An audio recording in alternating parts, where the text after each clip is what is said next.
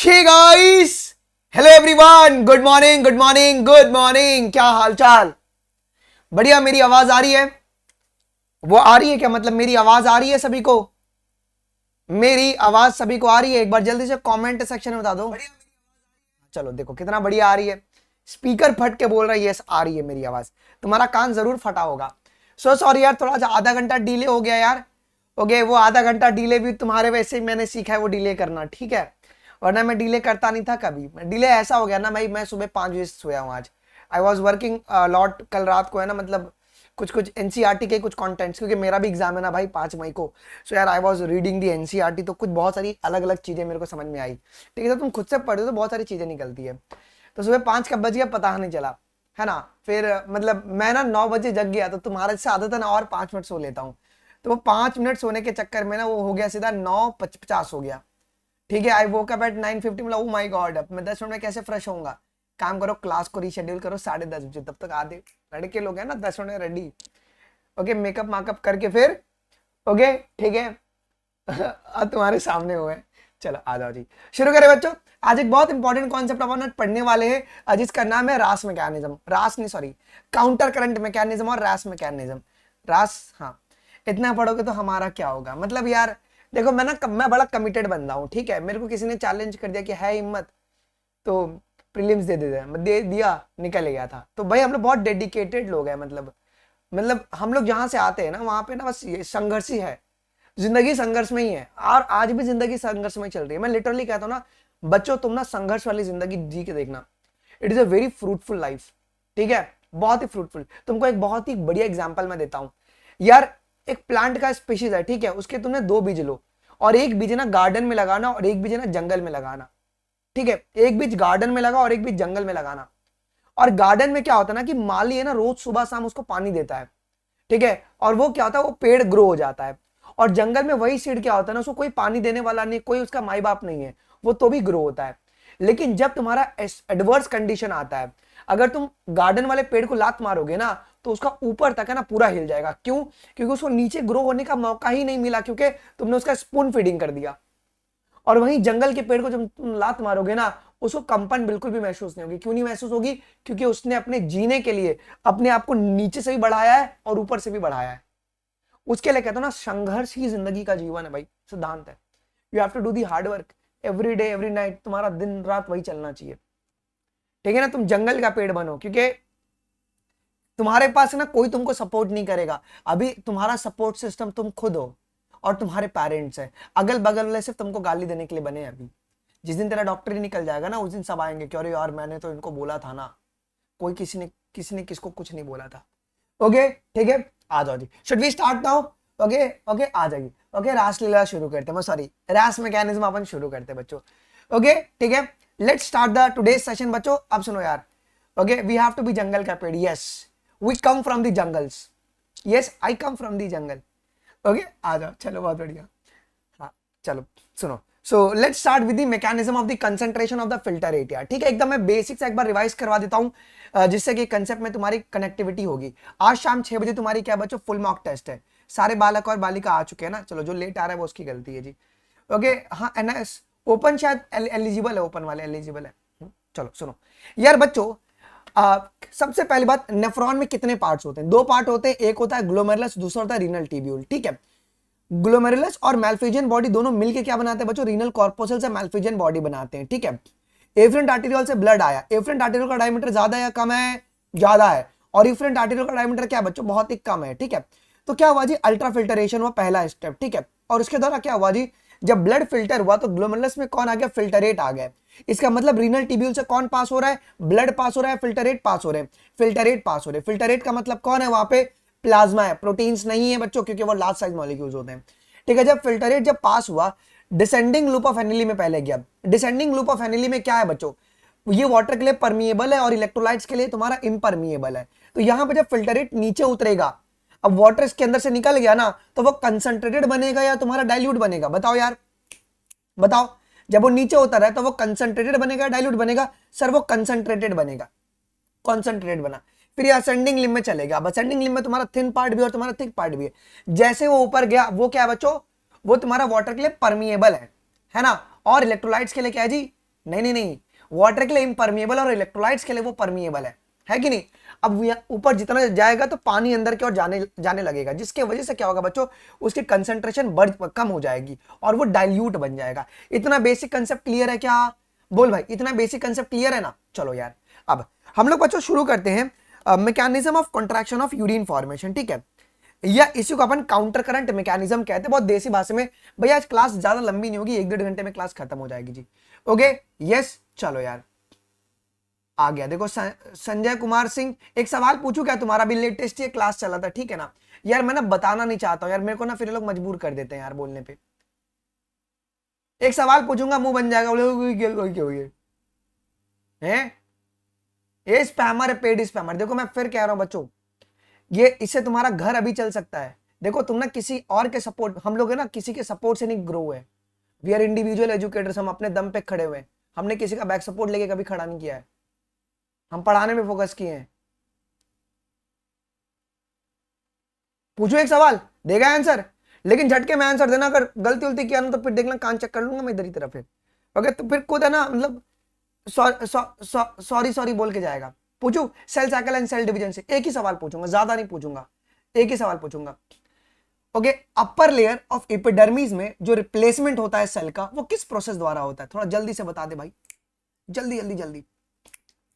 Upper layer of epidermis में या somatic cells में कौन सा डिवीजन चलता है? जल्दी फटाफट बता दे। ओके, तब नहीं यार, रुको यार, इसका थोड़ा सा हो जाएगा। हाँ चलो, माइटोसिस हो रहा है। अच्छा, माइटोसिस की जो सिग्निफिकेंस होती है, माइटोसिस सिग्निफिकेंस में हैप्लोडिप्लॉइडी सेक्स टर्मिनेशन कहां पे देखने को? चलो इसका रिवीजन करवा देंगे, तुम्हारा भी रिवीजन हो जाएगा। हैप्लोडिप्लॉइडी सेक्स टर्मिनेशन कहां पे देखने को मिलता है? हैप्लोडिप्लॉइडी, अच्छा उसमें ड्रोन की प्लॉइडी कितनी होती है? ड्रोन की प्लॉइडी, चलो सभी लोग देते हैं, सभी इसका सबका रिवीजन हो जाएगा। ड्रोन की प्लॉइडी कितनी होती है? ओके ठीक है, ठीक है, चलो यार। आपकी वो हैप्लॉइड होती है, हैप्लॉइड होती है। देखो ना हमारे बच्चे सबसे पहले बता दिए। ओके, पेट्राप्लॉइडी है। देखो देखो, ये लोग अभी उल्टा उल्टा टर्म्स यूज कर रहे हैं, ठीक है ना यार। हैप्लॉइड या डिप्लॉइड बताने का सब। ओके चलो अब आगे बढ़ते हैं यार। हाँ देखो, चलो हो गया, क्या हुआ? हो गया बस। नहीं आपको बहुत आता है यार गुरु, हो गया बस। आगे बढ़ते हैं। आपको मैं बाय बाय, आपको फेयरवेल दे देता हूं मैं। Hide user on this channel, ठीक है। चलो यार, इसको फेयरवेल दे दिया अपन ने। ओके ठीक है, आज हो गया। चलो अब हो गया, अब मैं कुछ नहीं बोलूंगा। आगे बढ़ते बच्चों। Mechanism of contraction of urine formation, ठीक है। या इसको अपन काउंटर करंट मैकेनिज्म भी कहते हैं। यार पहले काउंटर करंट, अच्छा कितने बच्चों को समझ में नहीं आता? ईमानदारी से हाथ खड़ा करो, ईमानदारी से हाथ खड़ा करो कि सर ये हमें समझ में नहीं आता है, बस हम रटते हैं, टीचर भी हमें रटवाता है, ठीक है। यार काउंटर करंट मैकेनिज्म में क्या होता है? तुम्हारा दो चीज इन्वॉल्व है। सबसे पहली बात, कंपोनेंट्स इसमें कौन कौन लगेंगे? कंपोनेंट के नाम पे यहां पे लगता है सबसे पहले लूप ऑफ हेनेले, पहला लगेगा लूप ऑफ हेनेले, और दूसरा लगता है तुम्हारा वासा रेक्टा।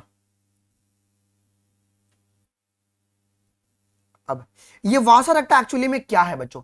वासा रेक्टा तुम्हारे पास इफरेंट आर्टेरियोल जो है ना, इफरेंट आर्टेरियोल जो है ना, वही आपका जब एक्सटेंड करके रीनल टिब्यूल के अराउंड जब वो सराउंड करेगा, उसे अपन क्या कहते हैं बच्चों? वासा रेक्टा कहते हैं, ठीक है। अच्छा अब सुनो बच्चों, लूप ऑफ हेनेली में क्या फ्लो कर रहा है? यहां पे फ्लो करता है तुम्हारा फिल्टरेट, मतलब प्लाज्मा तुम्हारे फ्लो करते हैं, ठीक है बच्चों। और वासा रेक्टा में तुम्हारा फ्लो क्या करता है? इसमें फ्लो करता है ब्लड।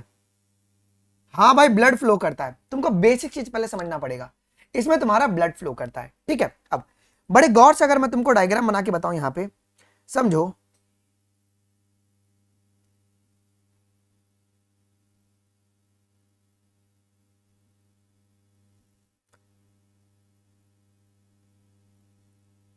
ये तुम्हारे पास कुछ इस प्रकार से दिखता है क्या?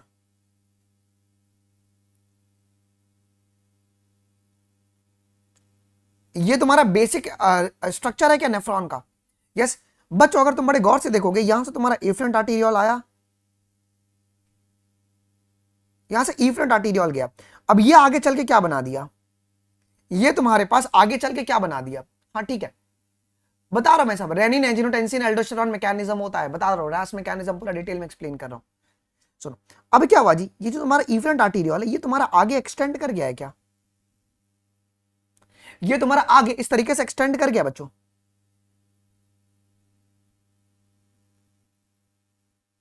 ये तुम्हारा इस तरीके से एक्सटेंड कर गया। अब तुमको ना बड़ी बेसिक कंसेप्ट यहां पे समझनी पड़ेगी, बहुत बेसिक कंसेप्ट, जिसको मैं सबसे पहले आपको यहां पे बता देता हूं। सबसे पहले मैं आपको यहां पे बता देता हूं। देखो सबसे पहले अगर तुम देखोगे यहां पे क्या हो रहा है यार, स्क्रीन मेरा ब्लैक हो जा रहा है। ये तुम्हारे पास क्या है बच्चों, ये तुम्हारा डिसेंडिंग लूप ऑफ हेनली है क्या? ये तुम्हारे पास डिसेंडिंग लूप ऑफ हेनली है, ठीक है, ये तुम्हारे पास डिसेंडिंग लूप ऑफ हेनली है, डिसेंडिंग लूप ऑफ हेनली है क्या? ये तुम्हारे पास डिसेंडिंग, ये थोड़ा सा एक्चुअली में डायग्राम थोड़ा सा मेरा गलत बन गया है, तुम अगर इसको यू बनाओगे ना तो ये ऐसा बनेगा, क्योंकि पूरा उसके सराउंड है ना, ये पेरिटिबुलर कैपिलरी के सराउंडेड है। आइए, और ये जो तुम्हारे पास है जो येलो में मैंने बनाया है, ये तुम्हारा यू शेप्ड क्या बच्चों, वासा रेक्टा है।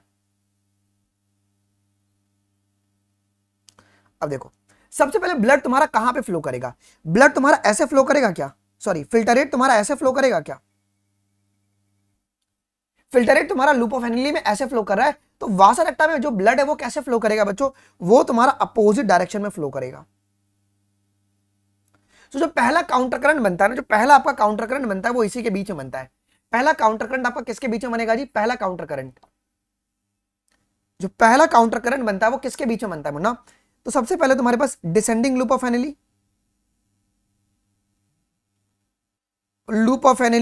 और तुम्हारा असेंडिंग लूप ऑफ हेनली,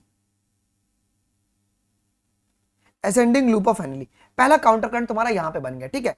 लेकिन लूप, इस काउंटर करंट से तुम्हारा क्या पास हो रहा है, इससे तुम्हारा फिल्टरेट पास हो रहा है, इससे आपका फिल्टरेट पास हो रहा है। दूसरा जो तुम्हारा काउंटर करंट बनता है ना, वो बनता है कैसे,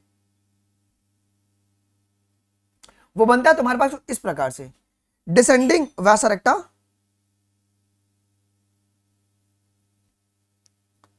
वासा रेक्टा और तुम्हारा असेंडिंग वासा रेक्टा के काउंटर करंट की वजह से, असेंडिंग वासा रेक्टा। क्लियर? इनके काउंटर करंट की वजह से। अच्छा बताओ, अब इनके द्वारा कौन फ्लो कर रहा है, इनके द्वारा कौन फ्लो कर रहा है, इनके द्वारा आपका ब्लड फ्लो कर रहा है, इनके द्वारा तुम्हारा ब्लड फ्लो कर रहा है, ठीक है। अब मैं तुमको ना तुम्हारी एनसीईआरटी के डायग्राम से ही चीजों को समझाऊंगा, ओके। बहुत सारे एजुकेटर्स क्या करते हैं ना, अपना डायग्राम बनाते हैं और बच्चों को कंफ्यूज करवाते हैं। एनसीईआरटी में बहुत सिंपल तरीके से लिखा गया है, इसी के डायग्राम से समझो। देखो बच्चों, आप लोगों को ये पता होगा कि हम लोगों ने जब पढ़ा था जक्टा मेडुलरी नेफ्रॉन के बारे में, हम लोगों ने कल पढ़ा था क्या जी, उसमें तुम्हारे पास कॉर्टेक्स और मेड्यूला होता है, और मेड्यूला में तुम्हारा दो पार्ट होता है, एक होता है इनर मेड्यूला और एक होता है तुम्हारा आउटर मेड्यूला, ठीक है। इतनी बात सभी लोग जानते हो। अगर तुम देखोगे तो ये हो गया तुम्हारा कॉर्टेक्स, ये आउटर मेड्यूला और ये तुम्हारा इनर मेड्यूला। बच्चों आउटर मेड्यूला में कंसंट्रेशन क्या होती है, कंसंट्रेशन क्या होती है मुन्ना, कम होती है, ठीक है। और इनर मेड्यूला में कंसंट्रेशन आपका बहुत ही ज्यादा होता है जी, कंसंट्रेशन बहुत ही ज्यादा होता है, ठीक है। बड़े आराम से समझना जी, ओके ठीक है। ओके सुनो, बस बात नहीं, ओके ठीक है, ओके चलो आ जाओ, बढ़िया। एक मिनट रुको यार, आइए एक मिनट रुको यार, ये लोग ना फिर, मैं बोलता नहीं हूं यार, वरना ना ये सब शुरू शुरू कर देते हैं, ठीक है। मेरे को पोक मत किया करो यार, कि मेरे को ना फिर एक्शन तुम्हारे खिलाफ लेना पड़े, ठीक है। सुनो यार, सबसे पहले अगर तुम देखोगे बच्चों, सबसे पहले अगर आप लोग देखोगे, ये तुम्हारा एफरेंट आर्टीरियल है क्या, ओके, और ये तुम्हारे पास इफरेंट आर्टीरियल है। बड़े गौर से देखना, अब तुम्हारे को एक एक लाइन समझ में आएगा। यार एफरेंट आर्टीरियल का डायमीटर क्या है जी, यहां पे डायमीटर तुम्हारा बहुत ही ज्यादा है क्या, ज्यादा है क्या, ओके यस। आइए, और इफरेंट आर्टीरियल का जो डायमीटर है वो तुम्हारा कम है। अब तुम्हारी एनसीईआरटी में ना बड़े सिंपल तरीके से क्या बताया गया बच्चों, ओके सुनो यार, ये जो इफरेंट आर्टीरियल है, इस इफरेंट आर्टीरियल का जो एरो है, ये आगे चल के क्या बना रहा है, ये आगे चल के बच्चों ये यू शेप्ड वासा रेक्टा बना रहा है क्या। और ये जो तुम्हारे पास है रीनल टिब्यूल है, ये रीनल टिब्यूल का तुम्हारा लूप ऑफ हेनली है बच्चों, ये तुम्हारे पास लूप ऑफ हेनली है, नेफ्रॉन का लूप ऑफ हेनली है। इसको सुपर इंपोज अपन कर सकते हैं, मतलब क्या, इसको उठा के ना, इसको उठा के अपन एज इट इज इसके ऊपर रख सकते हैं। अगर तुम इसके ऊपर रखोगे तो तुमको क्या समझ में आएगा बच्चों, अगर तुम बड़े गौर से अगर देखोगे तो यहां पे अगर ऐसे फिल्टरेट मूव कर रहा है तो यहां पर जो तुम्हारे पास ब्लड मूव कर रहा है वो ऐसे मूव कर रहा है क्या, अपोजिट डायरेक्शन में मूव कर रहा है क्या? इसी को कहते हैं काउंटर करंट मैकेनिज्म, और इसी के फ्लो की वजह से तुम्हारे पास क्या होता है, यूरिन का फॉर्मेशन होता है बच्चों। पहले इतनी बात समझ में आ गई क्या? इतनी बात। इफरेंट आर्टेरियल का ही कॉन्टिन्यूशन क्या है बच्चों, आपका वासा रेक्टा बनाता है, यू शेप्ड वासा रेक्टा बनाता है जी। ठीक है, यही वासा रेक्टा को अपन सुपर इंपोज करते हैं। तुम्हारी एनसीईआरटी ने क्या किया है ना, उसको समझाने के लिए इसको अलग से लिख दिया है, लेकिन समझो कि वो उसके पास में ही है, पैरेलल में ही है। तो अगर फिल्टरेट अगर ऐसे मूव करेगा, अगर तुम्हारा filtrate descending loop of Henley में मूव कर रहा है, तो जो तुम्हारा ब्लड है वासा रेक्टा में वो तुम्हारे पास असेंडिंग की ओर जा रहा है आगे। समझे? क्या ये बात सभी को समझ में आया? अगर डिसेंडिंग लूप ऑफ हेनली में अगर तुम्हारा फिल्टरेट जा रहा है तो असेंडिंग में तुम्हारा क्या चल रहा है बच्चों, असेंडिंग में तुम्हारे पास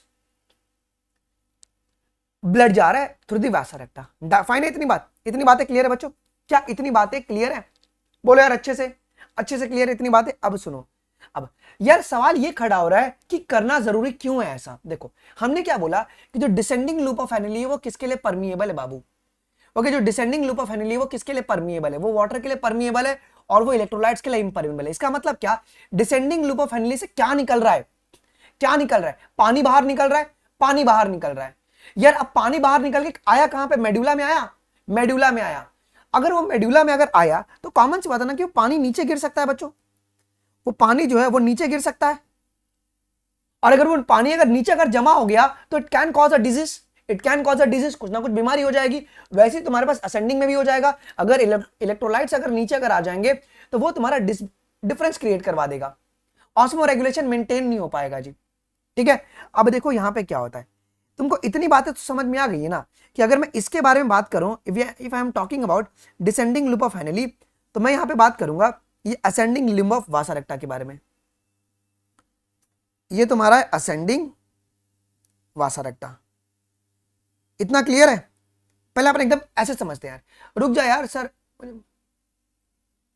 को टारगेट करके ब्लॉक कर रहे हो, वीडियो रिकॉर्ड किए हो, अब वायरल करूंगी मैं, देखो अब सर तुम।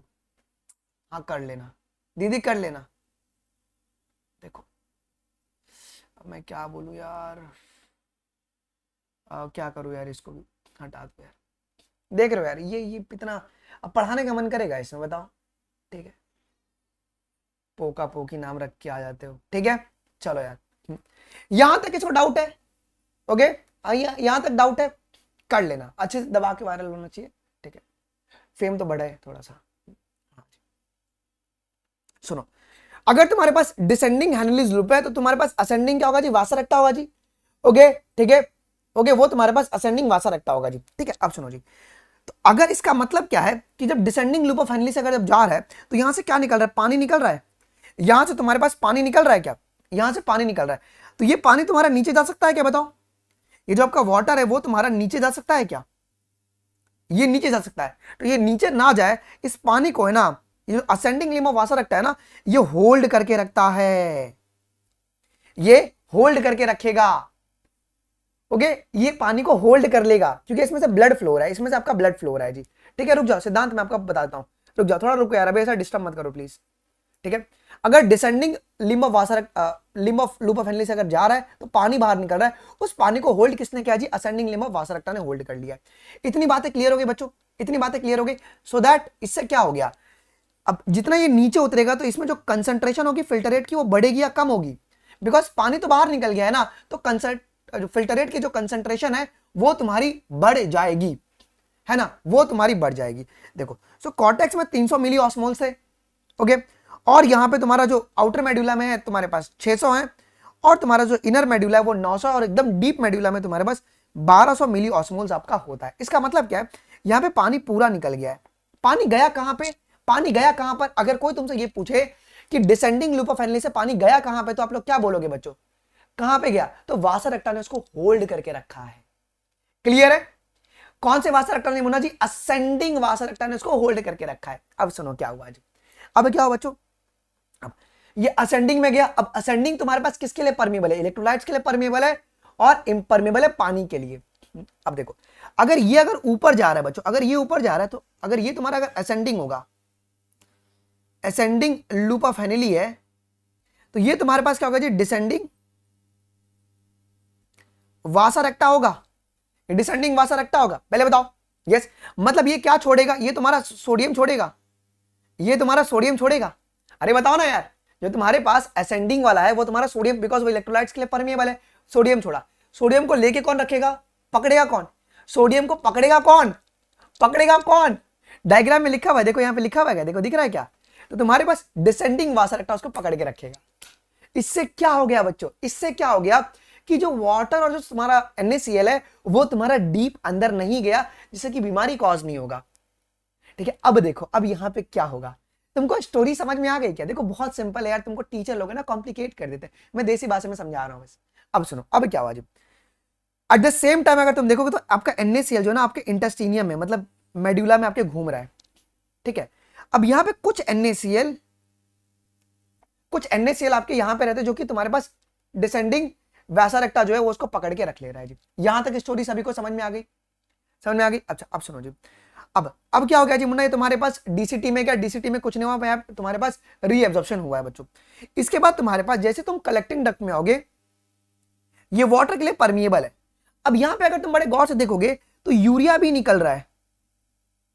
तो ये यूरिया क्या करता है यार, देखो तो हमारे पास इनर मेडुला में ना, इनर मेडुलरी इंटेस्टिनियम में ये यूरिया ऑस्मोलैरिटी को मेंटेन करेगा, जितना यूरिया चाहिए उतना रहेगा, और बचा हुआ यूरिया क्या होगा जी, बचा हुआ यूरिया जो है वो आपके किसके माध्यम से, असेंडिंग हेनलीज लूप के माध्यम से ऊपर चढ़ के और ये घूमता रहेगा।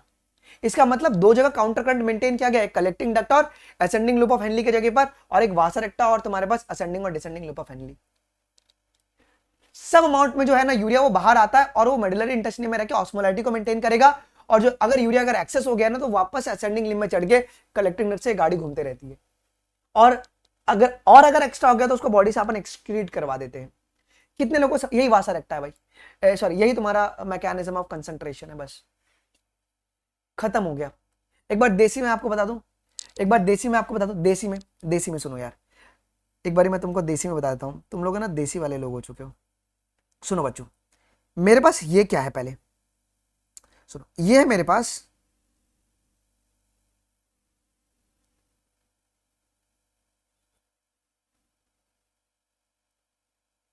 ठीक है, ये है मेरे पास क्या बच्चों, this is my loop of Henley, ये लूप ऑफ हेनली। ठीक है, ये तो है तुम्हारे पास, ये है descending loop of Henley,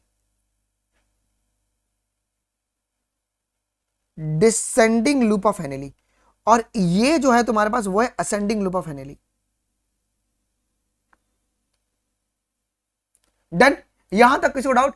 sir efferent arteriole तो ब्लड को ग्लूमेरुलस से दूर ले जा रहा है ना, नहीं, इफरेंट आर्टेरियोल जो है वो तो कैपिलरीज बना रहा है ना सिद्धांत, वो तो पेरिटिबुलर कैपिलरीज बना रहा है ना, मैंने कल ही बताया था आपको। ठीक है, अब सुनो, अगर मैं दूसरा अगर डायग्राम ड्रॉ करूं, कौन से कलर से, चलो इस कलर से लेते हैं। ये तुम्हारे पास क्या बच्चों, दिस इज,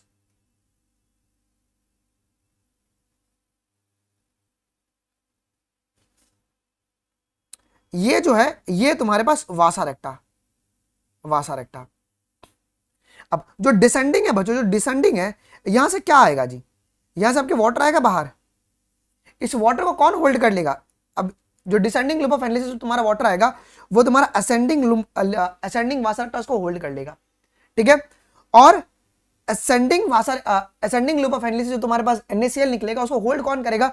उसको तुम्हारे पास डिसेंडिंग वासा रेक्टा होल्ड कर लेगा, जिससे कि क्या होगा जी मुन्ना, आपकी वाटर और जो NaCl है वो बैलेंस रहेंगे और ऑस्मोलैरिटी को मेंटेन किया जाएगा जी। एट द सेम टाइम में जो यूरिया है वो भी तुम्हारे पास कलेक्टिंग डक्ट से निकलेंगे, और अगर एक्सेस अगर यूरिया अगर आ गया है तो वो वापस से कहां पे चल जाएगा जी, असेंडिंग हेनलीज लूप में चले जाएगा और ये घूमता रहेगा, बस that's it.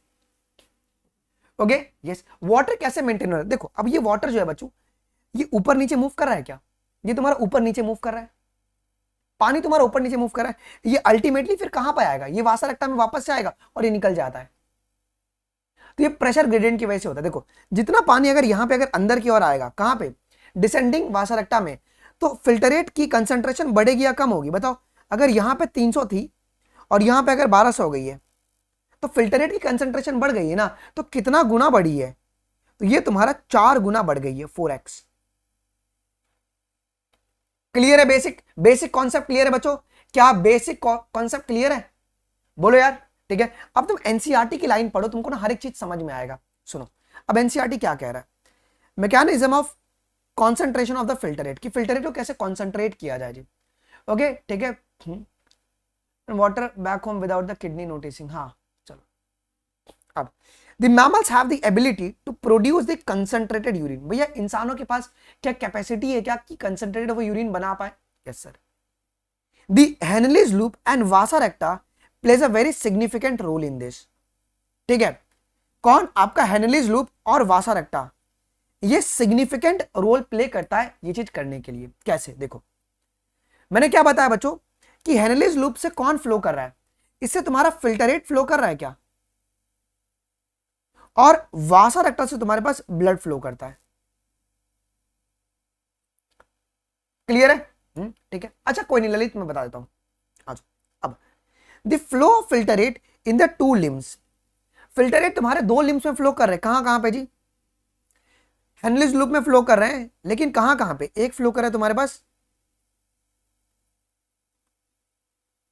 Descending loop of Henley में, और एक फ्लो कर रहा है तुम्हारे असेंडिंग लूप ऑफ हेनली में, ठीक है। फिल्टरेट आपके फ्लो कर रहे हैं।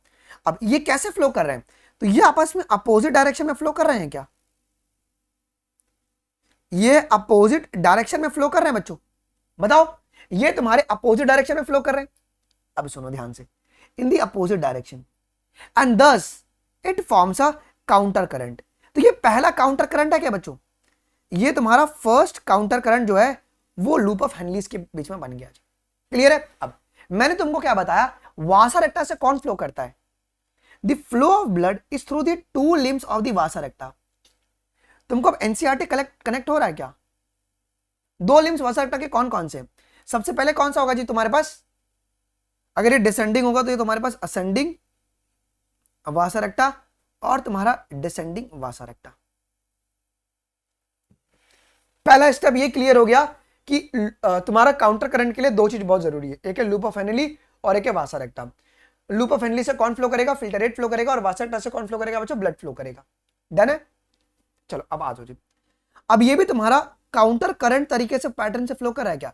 काउंटर करंट का मतलब है अपोजिट फ्लो कर रहा है, अपोजिट फ्लो कर रहा है जी, अपोजिट फ्लो कर रहा है जी। क्लियर है? अब बड़े गौर से देखना मुन्ना, अब यहां पे एक लाइन सुनिएगा जी। दी प्रॉक्सिमिटी, प्रॉक्सिमिटी का मतलब होता है डिस्टेंस। किसके बीच में बच्चों? डिस्टेंस हेनलीज लूप के बीच में और वासा रेक्टा के बीच में। There is a distance between the vasa recta and Henle's loop. बच्चों क्या कुछ अमाउंट में डिस्टेंस है क्या आपके पास?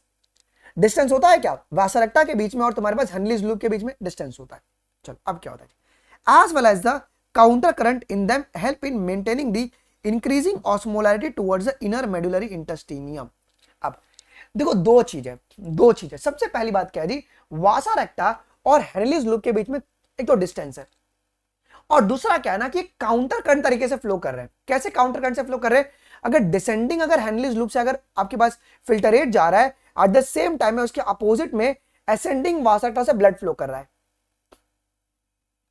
ये बात तुम्हारी एनसीईआरटी कह रही है। अब देखो वो जितना नीचे जाएगा बच्चों तो ऑस्मोलैरिटी बढ़ेगी या कम होगी? जब तुम्हारे पास डिसेंडिंग लूप ऑफ हेनली से जब फिल्टरेट जितना नीचे जाएगा उस समय ऑस्मोलैरिटी बढ़ेगी। तो सबसे ज्यादा ऑस्मोलैरिटी आपकी होगी कहां पर बच्चों? वो होगी इनर मेडुलरी इंटेस्टिनियम में। That is from 300 milli osmoles in the cortex. देख लो कॉर्टेक्स में कितना है बच्चों? 300 मिली ऑस्मोल्स है कॉर्टेक्स में, और अबाउट 1200 मिली ऑस्मोल्स तुम्हारे इनर मेडुलरी इंटेस्टिनियम में होता है जी। क्लियर है? देखो एक एक स्टेप को एकदम खोल खोल के समझो। इसके बाद this gradient is mainly caused by the NaCl and urea. अब यहां पे तो घातक हो गया। अब ये ग्रेडियंट बनता कैसे बच्चों? इसके लिए दो लोग रिस्पॉन्सिबल है, NaCl और यूरिया। अब ये NaCl आया कहां से? ये NaCl आया आपका असेंडिंग लूप ऑफ हेनली से, ये आया असेंडिंग लूप ऑफ हेनली से। और यूरिया कहां से आया बच्चों? तो ये आया कलेक्टिंग डक्ट से आया। ठीक है, कलेक्टिंग डक्ट से आया। अब क्या हुआ देखो, NaCl is transported by the ascending limb of loop of Henle which is exchanged with the descending limb of vasa recta। Common सी बात है ना, अगर ascending, हमने क्या बोला कि जो ascending Henle's loop है, ललित बड़े ध्यान से सुनेगा जी, अगर असेंडिंग लूप ऑफ हेनली से तुम्हारे पास अगर NaCl अगर जा रहा है तो असेंडिंग लूप ऑफ हेनली क्या है, परमिएबल इलेक्ट्रोलाइट्स को लेकर है, इम्परमिएबल है, बताओ। असेंडिंग हेनलीज लूप क्या है, ये परमिएबल है, तो ये NaCl का दान दे देगा। अगर असेंडिंग लूप ऑफ अगर हेनलीज होगा तो डिसेंडिंग क्या होगा, डिसेंडिंग वासारेक्टा होगा। तो NaCl को एक्सचेंज किसने किया, डिसेंडिंग वासारेक्टा ने किया। पहले यहां इस वाले कंसेप्ट को पहले क्लियर करो। देखो क्या तुम्हारी एनसीईआरटी फिर से क्या बोल रही है कि NaCl is transported by the ascending limbs of the Henle's loop which is exchanged with the descending limbs of the vasa recta। Clear है। आइए जी, अब फिर क्या बोला, अब तो तुम्हारा NaCl अब कहां पे चले गया, NaCl तुम्हारा कहां चले गया बताओ, NaCl कहां चले गया है, ये डिसेंडिंग वासा रेक्टा में चले गया। अब दिमाग लगाओ, डिसेंडिंग वासा रेक्टा आगे चल के क्या बनाएगा, आगे चल के बोलना, आगे चल के क्या बनाएगा, वो असेंडिंग वासा रेक्टा बनाएगा। अब असेंडिंग वासा रेक्टा किसके अपोजिट में है, डिसेंडिंग लूप ऑफ हेनली के। डिसेंडिंग लूप ऑफ हेनली किसके लिए परमिएबल है, वाटर के लिए परमिएबल है, और ये इम्परमिएबल इलेक्ट्रोलाइट्स के लिए जी। तो जब वो तुम्हारा असेंडिंग वासा रेक्टा में जाएगा तो वो जो NaCl उसके अंदर है वो जाएगा कहां पे, वो बाहर निकल जाएगा चुपचाप, और जाएगा कहां पे बच्चों, वो तुम्हारे डिसेंडिंग लूप ऑफ हेनली में चले जाएगा। और जो पानी था, जो बाहर जो पानी निकला हुआ था तुम्हारा कहां से, डिसेंडिंग लूप ऑफ हेनली से, वो तुम्हारा असेंडिंग वासा रेक्टा में चले जाएगा। इसका मतलब जो NaCl आपका वहां से निकला है, जो NaCl तुम्हारा असेंडिंग लूप ऑफ हेनली से निकला है, वो तुम्हारा डिसेंडिंग वासा रेक्टा में गया। और ये क्योंकि हमने क्या बोला कि जब NaCl निकला है वो अगर नीचे अगर जमा हो गया तो भाई बीमारी हो जाएगी, हमें एक्सचेंज करवाना पड़ेगा। तो जो कंसेप्ट में क्लैरिटी आ रही है ना कि असेंडिंग जो तुम्हारे पास हेनलीज लूप है उससे NaCl निकला है और डिसेंडिंग वासा रेक्टा ने उसको अपने पास ले लिया। स्टोरी की तरह याद करो, समझो उसको। फिर ये तुम्हारे पास कहां पे जाएगा, अब ये जो तुम्हारा डिसेंडिंग वासा रेक्टा वो आगे चल के असेंडिंग वासा रेक्टा बनाएगा। अब असेंडिंग वासा रेक्टा किसके अपोजिट में है बच्चों, डिसेंडिंग हेनलीज लूप के। और डिसेंडिंग हेनलीज लूप किसके लिए परमिएबल है, पानी के लिए परमिएबल है और इम्परमिएबल इलेक्ट्रोलाइट्स को लेकर। तो ये अपने NaCl को दान दे देगा। NaCl जाएगा कहां पे जी, वो चल जाएगा तुम्हारे पास डिसेंडिंग लूप ऑफ हेनली में। और अगर वो डिसेंडिंग लूप ऑफ हेनली में गया, नीचे जाएगा, कंसंट्रेशन और बढ़ते चले जाएगा। यहां पे रुक नहीं रहा है कोई चीज, बस यहां पे एक्सचेंज चल रहा है और आगे बढ़ाया जा रहा है, बस वही बात है। क्या ये कंसेप्ट सभी को क्लियर हो गया क्या बच्चों? तो वही मैं आपको फिर से रिपीट कर दे रहा हूं। NaCl is transported by the ascending limb of the Henle's loop, ठीक है, and which is exchange with the descending limb of the vasa recta. अब देखो तुम्हारी एनसीईआरटी स्लाइड में बड़ा मस्त चीज बोली है, क्या बोली है बच्चों कि NaCl is return to the interstitium by the ascending portion of vasa recta. कैसे कैसे हुआ ये, what is the reason behind that, because जो असेंडिंग लिम्ब है जो वासा रेक्टा का, वो पानी होल्ड करना चाहता है, क्योंकि उसने डिसेंडिंग हेनलीज लूप ने पानी छोड़ा है ना। तो अब इसको पानी होल्ड करना है तो इसको अपने NaCl को देना पड़ेगा, और ये अपना NaCl अब दे देगा। और ये NaCl जाएगा कहां पे, अब वो तुम्हारा मेडुलरी इंटेस्टिनियम में चले गया। देखिए तो NaCl is return to the inner interstitium by the ascending vasa recta. Clear है। देखो similarly small amount of urea enters the thin segment of ascending limb. हमने क्या बोला, कुछ अमाउंट में यूरिया तुम्हारे पास इनर मेडुलरी इंटेस्टिनियम में होता है। अब ऑस्मोलैरिटी को मेंटेन करने के लिए यूरिया क्या होता है ना, ये तुम्हारा असेंडिंग लिम्ब में चले जाएगा, ठीक है, of the Henle's loop which is transported back to the interstitium. फिर क्या होगा, देखो इस लाइन का मतलब यूरिया तुम्हारा कहां पे चले गया जी, इसके अंदर चले गया, फिर ये ऊपर से फ्लो करके आएगा और ये वापस से इंटेस्टिनियम में आ जाएगा। ये भी साइकिल चल रहा है, ओके ठीक है, ओके हाँ। नहीं रहेगा ना, कैसे रहेगा, NaCl को रहने नहीं देना है अपने को, स्मॉल अमाउंट में सिर्फ रखना है अपने को, ओके ठीक है। चलो आ जाओ जी, यहां तक दिख रहा है, यहां तक सभी को समझ में आया जी। तो स्मॉल अमाउंट में जो तुम्हारे पास यूरिया था वो तुम्हारा कहां पे चले गया जी मुन्ना, वो थिन सेगमेंट में चले गया जी असेंडिंग लिम्ब के, हेनलीज लूप के, ठीक है। और ये वापस से इंटेस्टिनियम में तुम्हारा ट्रांसपोर्ट करवा दिया जाता है बाय द कलेक्टिंग ट्यूब्यूल्स। और यही तुम्हारा काउंटर करंट मैकेनिज्म है। क्या सभी को समझ में आया क्या क्या?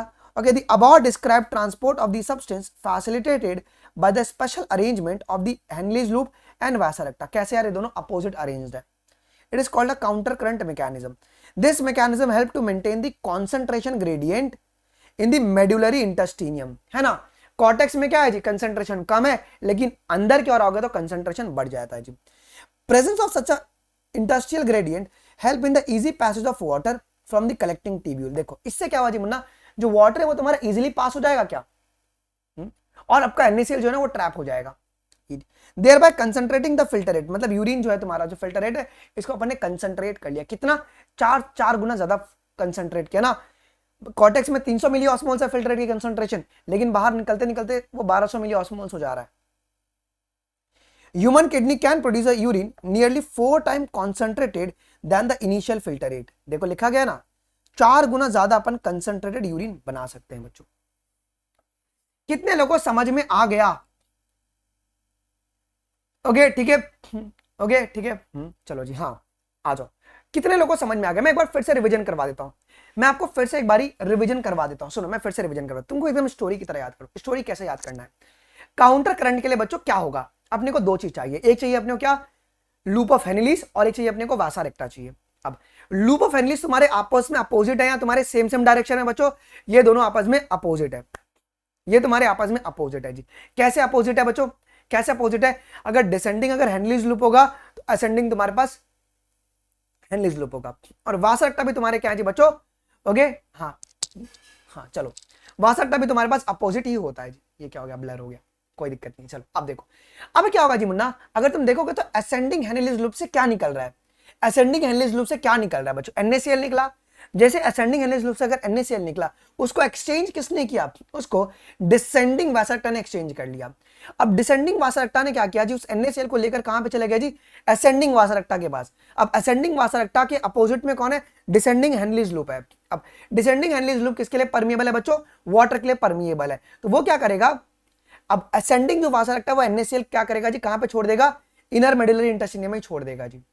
यही तो है, ठीक है। अब सुनो, उसके बाद स्मॉल अमाउंट में जो यूरिया है बच्चों, वो भी कहां पे निकल रहा है? वो भी तुम्हारे मेडुलरी इंटेस्टाइनम में आ रहे हैं जी। और वो यूरिया तुम्हारे पास फिर से कहां पे चले जा रहा है जी? असेंडिंग हेनलिस लूप में जा रहा है, और वो कलेक्टिंग ट्यूब्यूल से होते हुए वो सिर्फ घूम रहा है, घूम रहा है, घूम रहा है, घूम रहा है, घूम रहा है। ओके ठीक है, चलो जी आ जाओ। यहां तक कोई दिक्कत है बच्चों? अब करवा देंगे अभी ना, कल परसों में हो जाएगा, ठीक है। चलो, यहां तक कोई दिक्कत है? बिल्कुल भी दिक्कत नहीं, बस यही तो है, इसके बाद एक भी सवाल नहीं आने वाला है तुम्हारे पेपर में। तो ओके, क्या पॉइंट क्लियर है? बस इतना याद रखना है, लूप ऑफ हेनलिस में कौन फ्लो कर रहा है बच्चों? फिल्टरेट, और वासा रेक्टा में ब्लड फ्लो कर रहा है जी, ठीक है, ब्लड फ्लो कर रहा है जी। और ब्लड के पास कैपेसिटी होती है वाटर को होल्ड करने की थोड़ी बहुत, ठीक है। तो रैस मैकेनिज्म क्लियर। अच्छा, रेगुलेशन ऑफ किडनी फंक्शन है ना बच्चों। हाँ यार, मैं तुमको ना एक यहाँ पे ना एक चीज बता दूं बच्चों, यहाँ पे एक चीज मैं तुमको लिखवाना चाहता हूँ, तुमको लिखवा दूं मैं एक चीज मैं लिखवाना चाहता हूँ। देखो लास्ट में लिखा कि human kidney can produce nearly 4 time concentrated क्या लिखा है, हाँ, then the initial filter rate. तो 4 गुना कितना हो गया? तो ये तुम्हारे पास 1200 मिली ऑस्मोल्स हो गए क्या?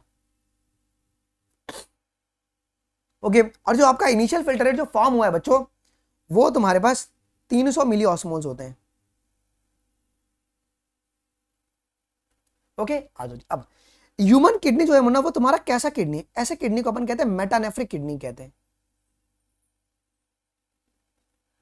मेटानेफ्रिक किडनी कहते हैं। मेटानेफ्रिक किडनी का मतलब वो किडनी जो कि तुम्हारा कॉन्सेंट्रेटेड यूरिन बनाए, जो कि तुम्हारा कॉन्सेंट्रेटेड यूरिन बनाए जी। ओके आ जाओ। सेकंड काउंटर करंट तुम्हारे पास इसके बीच में हो रहा है, क्या कहते हैं, वासा रेक्टा के बीच में हो रहा है, वो भी अपोजिट डायरेक्शन में फ्लो कर रहा है ना डियर एमजोन। फाइन, चलो आ जाओ। रेगुलेशन ऑफ किडनी फंक्शन समझ ले बच्चों, रेगुलेशन ऑफ किडनी फंक्शन समझ लेते हैं, ठीक है।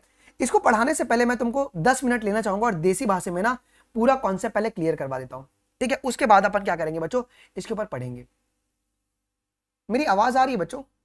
अरे यार शिट, मेरा लैपटॉप बंद हो गया है। अब देखो ये भी बंद हो जाएगा कैमरा, 1 सेकंड रुक जाओ, लैपटॉप ही मेरा बंद हो गया। 1 सेकंड देंगे सभी लोग?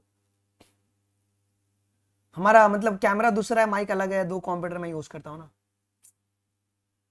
1 सेकंड यार, मैग भी यार क्या बोलूं मैं, 1 सेकंड रुक जाओ।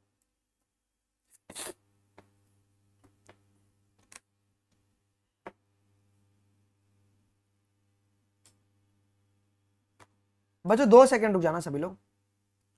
Now fine, now fine, okay now fine, ठीक है। हाँ sir, ascending vasa रेक्टा NaCl release करेगा ना ना ना ना, असेंडिंग वासा रेक्टा NaCl ले लेगा, असेंडिंग वासा रेक्टा NaCl ले लेगा, और वो डिसेंडिंग वासा रेक्टा के पास जाके वहां पे वो निकल जाता है। एकलव्य, और वहां से वो तुम्हारे पास इनर मेडुलरी इंटेस्टिनियम में आ जाता है, ठीक है, वो घूमते रहता है बस। ओके डन, ओके ठीक है, चलो आ जाओ जी, फाइन, चलो आ जाओ बच्चों। अभी हम लोग पढ़ने आ रहे एक बहुत ही इंपॉर्टेंट कॉन्सेप्ट, थोड़ा भी एंड तक थोड़ा सा जरूर से देखना। एक क्लास के लिए 2 लैपटॉप, देखो हम लोग अमीर लोग हैं ना यार, वो पोका ने ऐसा बोला ना, दिल पे लग गया बात यार, अच्छा नहीं लगता है ना। रेगुलेशन ऑफ किडनी फंक्शन, यार किडनी के फंक्शन को अपन रेगुलेट कैसे करते हैं? तो यार इसको अपन बच्चों हार्मोनल फीडबैक से रेगुलेट करते हैं। कैसे? हार्मोनल फीडबैक से रेगुलेट करते हैं, हार्मोनल फीडबैक से रेगुलेट किया जाता है जी। 3 तरीके से बच्चों रेगुलेट करते हैं। ओके 3 तरीके से रेगुलेट करते हैं। एक है तुम्हारा एडीएच मैकेनिज्म, अब ये तुमको एनसीईआरटी की लाइन बिल्कुल समझ में नहीं आएगी जब तक तुम उसको देसी भाषा में नहीं समझोगे। दूसरा है तुम्हारा रैस मैकेनिज्म, और तीसरा है तुम्हारा ANF mechanism. Okay ANF mechanism, ये 3 मैकेनिज्म से बच्चों हम लोग किडनी के फंक्शन को रेगुलेट करते हैं। ये जो तुम्हारा एडीएच और रैस मैकेनिज्म है ना, ये तुम्हारा प्रिवेंट करता है लॉस ऑफ वाटर, ये वाटर के लॉस को रोकेगा, ठीक है। और एएनएफ मैकेनिज्म है ना, इसमें हार्ट बहुत मेजर रोल प्ले करता है, और ये तुम्हारे क्या करेगा जी, यूरिन को ना डाइल्यूट बनाएगा, ये डाइल्यूट यूरिन का फॉर्मेशन करता है। आइए एक ही चीज को समझे क्या, कितने बच्चों को सर समझ में नहीं आता, सिर्फ रटते हैं, रटना नहीं आज के बाद कभी भी। ओके ठीक है, चलो यार नहीं वो ना कभी कभी क्यों ऐसा लगता है पता है क्या, क्योंकि ना कास्ट के ऊपर है ना मैं कभी बात नहीं करता हूँ, ठीक है ना। एज पर माई परस्पेक्टिव देखो एट द एंड, क्योंकि being a doctor we are a human beings, ठीक है। जब कल के दिन अगर किसी को कुछ एक्सीडेंट होता है ना, कुछ होता है ना, तो हम लोग कास्ट देख के ब्लड नहीं लेते, ठीक है ना। और आज भी ना बच्चों के अंदर है ना ये घोल के ना पिला दिया गया है, और मैं तुमको कहता हूं बच्चों तुम ना इस चीज से ऊपर उठ जाओ। जो बच्चा अगर इस चीज से अगर ऊपर उठ जाएगा ना, तो वो दुनिया में सब कुछ हासिल कर लेगा। You have to be like up, ठीक है ना, इन सभी से तुमको ऊपर उठना पड़ेगा। चलो हाँ हाँ स्पाई बस यार, चलो जी, keeping everything hydrated but not too wet, चलो हाँ बहुत बढ़िया। चलो अब बच्चों सबसे पहला तुम्हारा एडीएच मैकेनिज्म, एडीएच मैकेनिज्म के बारे में बात करते। देखो एडीएच मैकेनिज्म कब काम करेगा, देखो अब सभी लोग जानते हो जो ब्लड वेसल्स में अपने क्या होते हैं, अपने ब्लड वेसल्स में होते हैं ऑस्मो रिसेप्टर्स, ऑस्मो रिसेप्टर, ये चेक करते रहता है बॉडी वॉल्यूम्स को, या ब्लड के वॉल्यूम को ना ये चेक करते रहता है, ये ब्लड के वॉल्यूम को चेक करते रहता है। अब देखो ये एडीएच मैकेनिज्म कब काम करेगा बच्चों, जब तुम्हारी ब्लड की वॉल्यूम जब कम हो जाएगी। देखो अगर बच्चों अगर ब्लड की अगर वॉल्यूम कम होगी तो ब्लड में जो ऑस्मोलैरिटी होगी वो बढ़ेगी या कम होगी। ब्लड की वॉल्यूम कम होना मतलब पानी की कमी होना, जब वाटर अगर कम होगा तो ब्लड की ऑस्मोलैरिटी जो है ना वो बढ़ जाएगी, मतलब जो आपका NaCl है ना वो ब्लड में बढ़ गया है। सुनो ये मैकेनिज्म कब और कैसे काम कर रही है, तुम्हारी जब एनसीईआरटी रीडिंग करवाऊंगा ना आपको सब कुछ क्लियर हो जाएगा। जैसे तुम्हारी ब्लड की वॉल्यूम कम होगी तो ब्लड वेसल्स की ऑस्मो रिसेप्टर्स आपके एक्टिवेट हो जाएंगे। क्या एक्टिवेट हो जाएंगे बच्चों, ऑस्मो रिसेप्टर्स। और अब ये ऑस्मो रिसेप्टर सिग्नल किसको भेजेंगे, ये तुम्हारे हाइपोथैलेमस को बोलेंगे भैया भैया भैया थैलेमस, भैया भैया ब्लड वॉल्यूम कम हो गया है, वाटर की कमी हो गई है, NaCl बहुत ज्यादा आ गया है। ये ऑस्मो रिसेप्टर बता रहे हैं हाइपोथैलेमस को, हाइपोथैलेमस बोल रहा है ओके ओके ठीक है, ओके ठीक है आ जाओ जी। चलो अब ये जो हाइपोथैलेमस है बच्चों वो क्या करेगा, वो एडीएच का ना सिंथेसिस करवाएगा, वो सिंथेसिस करवाएगा एडीएच का या वैसोप्रेसिन का, ये एडीएच या वैसोप्रेसिन का सिंथेसिस करवाएगा जी। करवा दिया, अब बना दिया, अब इसका सिक्रीशन कौन करेगा, इसका सिक्रीशन करता है posterior pituitary.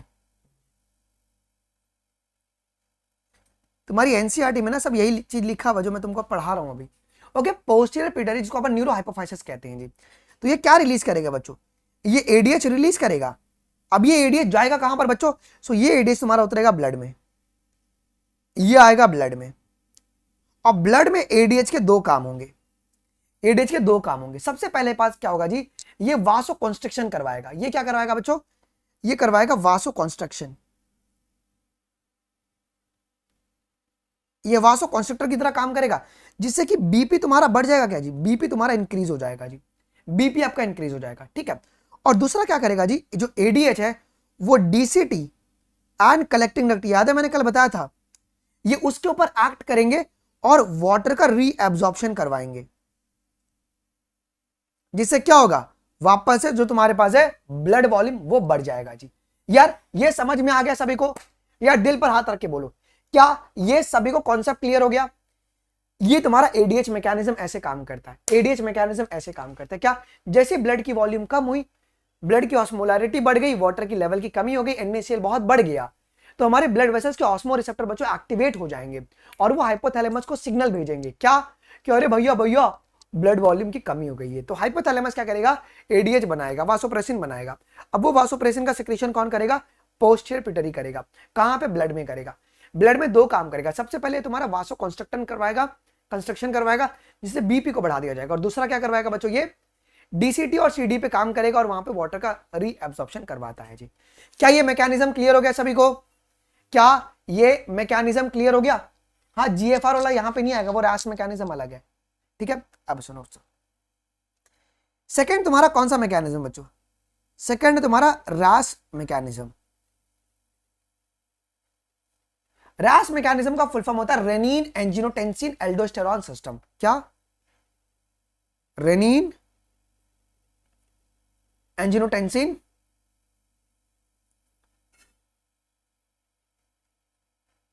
Aldosterone system. Clear है? ये होता है जी। अब देखो ये कब होता है, जैसे तुम्हारा जब जीएफआर जब डिक्रीज होता है, जब डीएफआर तुम्हारा डिक्रीज होता है, ठीक है, मतलब अगर इसमें ब्लड की वॉल्यूम क्या होगी बच्चों, कम होगी क्या, ब्लड की वॉल्यूम भी डिक्रीज करेगी क्या, यस। और आपका ब्लड का जो प्रेशर है वो भी कम हो गया। जब ये सारी जब सिनेरियो अगर आती है, when this scenario comes,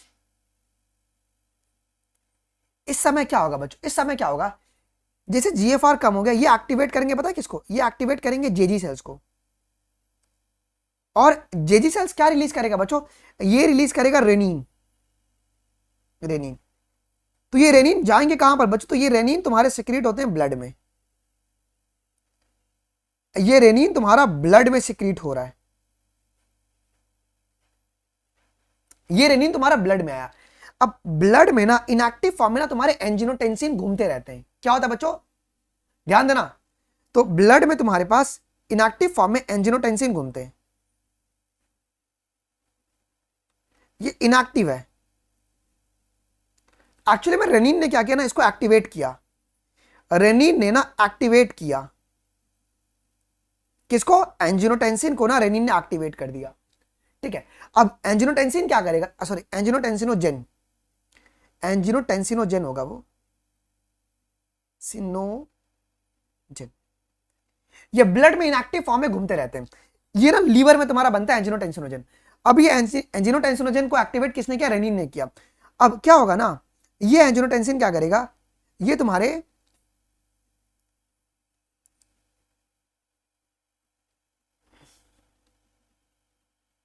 angiotensin 1 को किस में कन्वर्ट कर देगा, ये कन्वर्ट कर देगा एंजियोटेंसिन 2 में। कौन कर रहा है कन्वर्ट, कौन कर रहा है जी, ये करेगा इसमें एक एंजाइम, एक एंजाइम होता है, एक एंजाइम, ओके, एक एंजाइम एंजियोटेंसिन कन्वर्टिंग एंजाइम इसको अपन कहते हैं, ठीक है, ठीक है। तो आपका एंजियोटेंसिन है वो तुम्हारे कन्वर्ट होकर एंजियोटेंसिन 1 में, बाद में वो तुम्हारे कन्वर्ट होता है आपके एंजियोटेंसिन 2 में कन्वर्ट होते हैं। क्लियर है यहां तक? यहां तक किसी को डाउट है बच्चों, यहां तक किसी को कोई डाउट है? बिल्कुल भी नहीं। अब ये जो तुम्हारा एंजियोटेंसिनोजेन जो 2 है ना, इसके दो काम होते हैं, इसके दो काम है बच्चों। सबसे पहले क्या करेगा ना, ये जीएफआर को इंक्रीज कर देगा, ये जीएफआर को इंक्रीज कर देगा।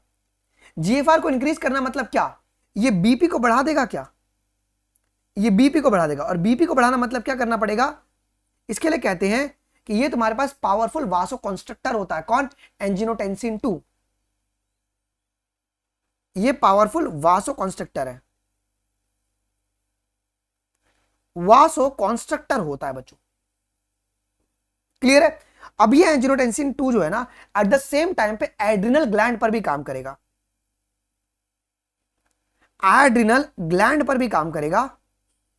और वहां पे ये क्या करेगा, ये एल्डोस्टेरॉन का सिक्रेशन कराएगा, एल्डोस्टेरॉन, ये आपका एल्डोस्टेरॉन का सिक्रेशन कराएगा। और ये एल्डोस्टेरॉन किसके ऊपर काम करेगा बच्चों, ये डीसीटी पर काम करता है और आपका वाटर का रीएब्जॉर्प्शन करवाएगा। जिससे क्या होगा, जो ब्लड वॉल्यूम है वो तुम्हारी बढ़ जाएगी। क्या, जो ब्लड वॉल्यूम है वो तुम्हारी बढ़ जाएगी बच्चों। क्या ये कंसेप्ट में क्लैरिटी आ गया? यही है तुम्हारा, बस यही है तुम्हारा रास सिस्टम। रास मैकेनिज्म कुछ ऐसे ही काम करता है। क्या, जैसे जीएफआर कम हो गया या ब्लड वॉल्यूम कम हो गया या ब्लड प्रेशर कम हो गया, ये एक्टिवेट करेंगे जेजी सेल्स को, और जेजी सेल्स रेनिन को रिलीज करेंगे। और ये रेनिन क्या करेगा, तुम्हारे पास एक्टिवेट करेगा एंजियोटेंसिनोजन को, जो कि ब्लड में इनएक्टिव फॉर्म में है। और वो बाद में इंटर्न आगे चल के एंजियोटेंसिन 1 और एंजियोटेंसिन 2 बनाते हैं। एंजियोटेंसिन 2 जो है बच्चों, वो तुम्हारे काम करेगा एड्रिनल ग्लैंड पे, और तुम्हारा ये जीएफआर को बढ़ा देगा और बीपी को भी बढ़ा देगा। इसके लिए इसको पावरफुल वासो कंस्ट्रक्टर भी कहते हैं। और एंजियोटेंसिन 2 एड्रिनल ग्लैंड पे काम करेगा और एल्डोस्टेरॉन का सिक्रेशन करवाएगा, और ये तुम्हारा डीसीटी पे काम करेगा, और वहां पे वाटर का रीएब्जॉर्प्शन होगा जी। ओके ठीक है, ओके ठीक है, चलो जी, हाँ ओके चलो ठीक है। हाँ, अब शांत रहो यार, अब शांत रहो यार, ठीक है, चलो अब शांत रहो प्लीज। हाँ रुक जाओ रोहित, अभी रुक जाओ, पहले पढ़ लेंगे दो, क्लास के लास्ट में तुम ऑटोमेटिकली अनब्लॉक हो जाओगे। अभी हम लोग पढ़ेंगे एएनएफ मैकेनिज्म। यार एएनएफ मैकेनिज्म क्या होता है? एएनएफ मैकेनिज्म का, अब एएनएफ का फुल फॉर्म होता है atrial natriuretic factor, atrial natriuretic factor, natriuretic factor. देखो यूरेटिक बोला गया ना, तो मतलब यहां पे तुम्हारे पास क्या होगा जी, डाइल्यूट यूरिन का फॉर्मेशन करवा जाता है। इस मैकेनिज्म की मदद से ना हम लोग डाइल्यूट यूरिन बनाते हैं।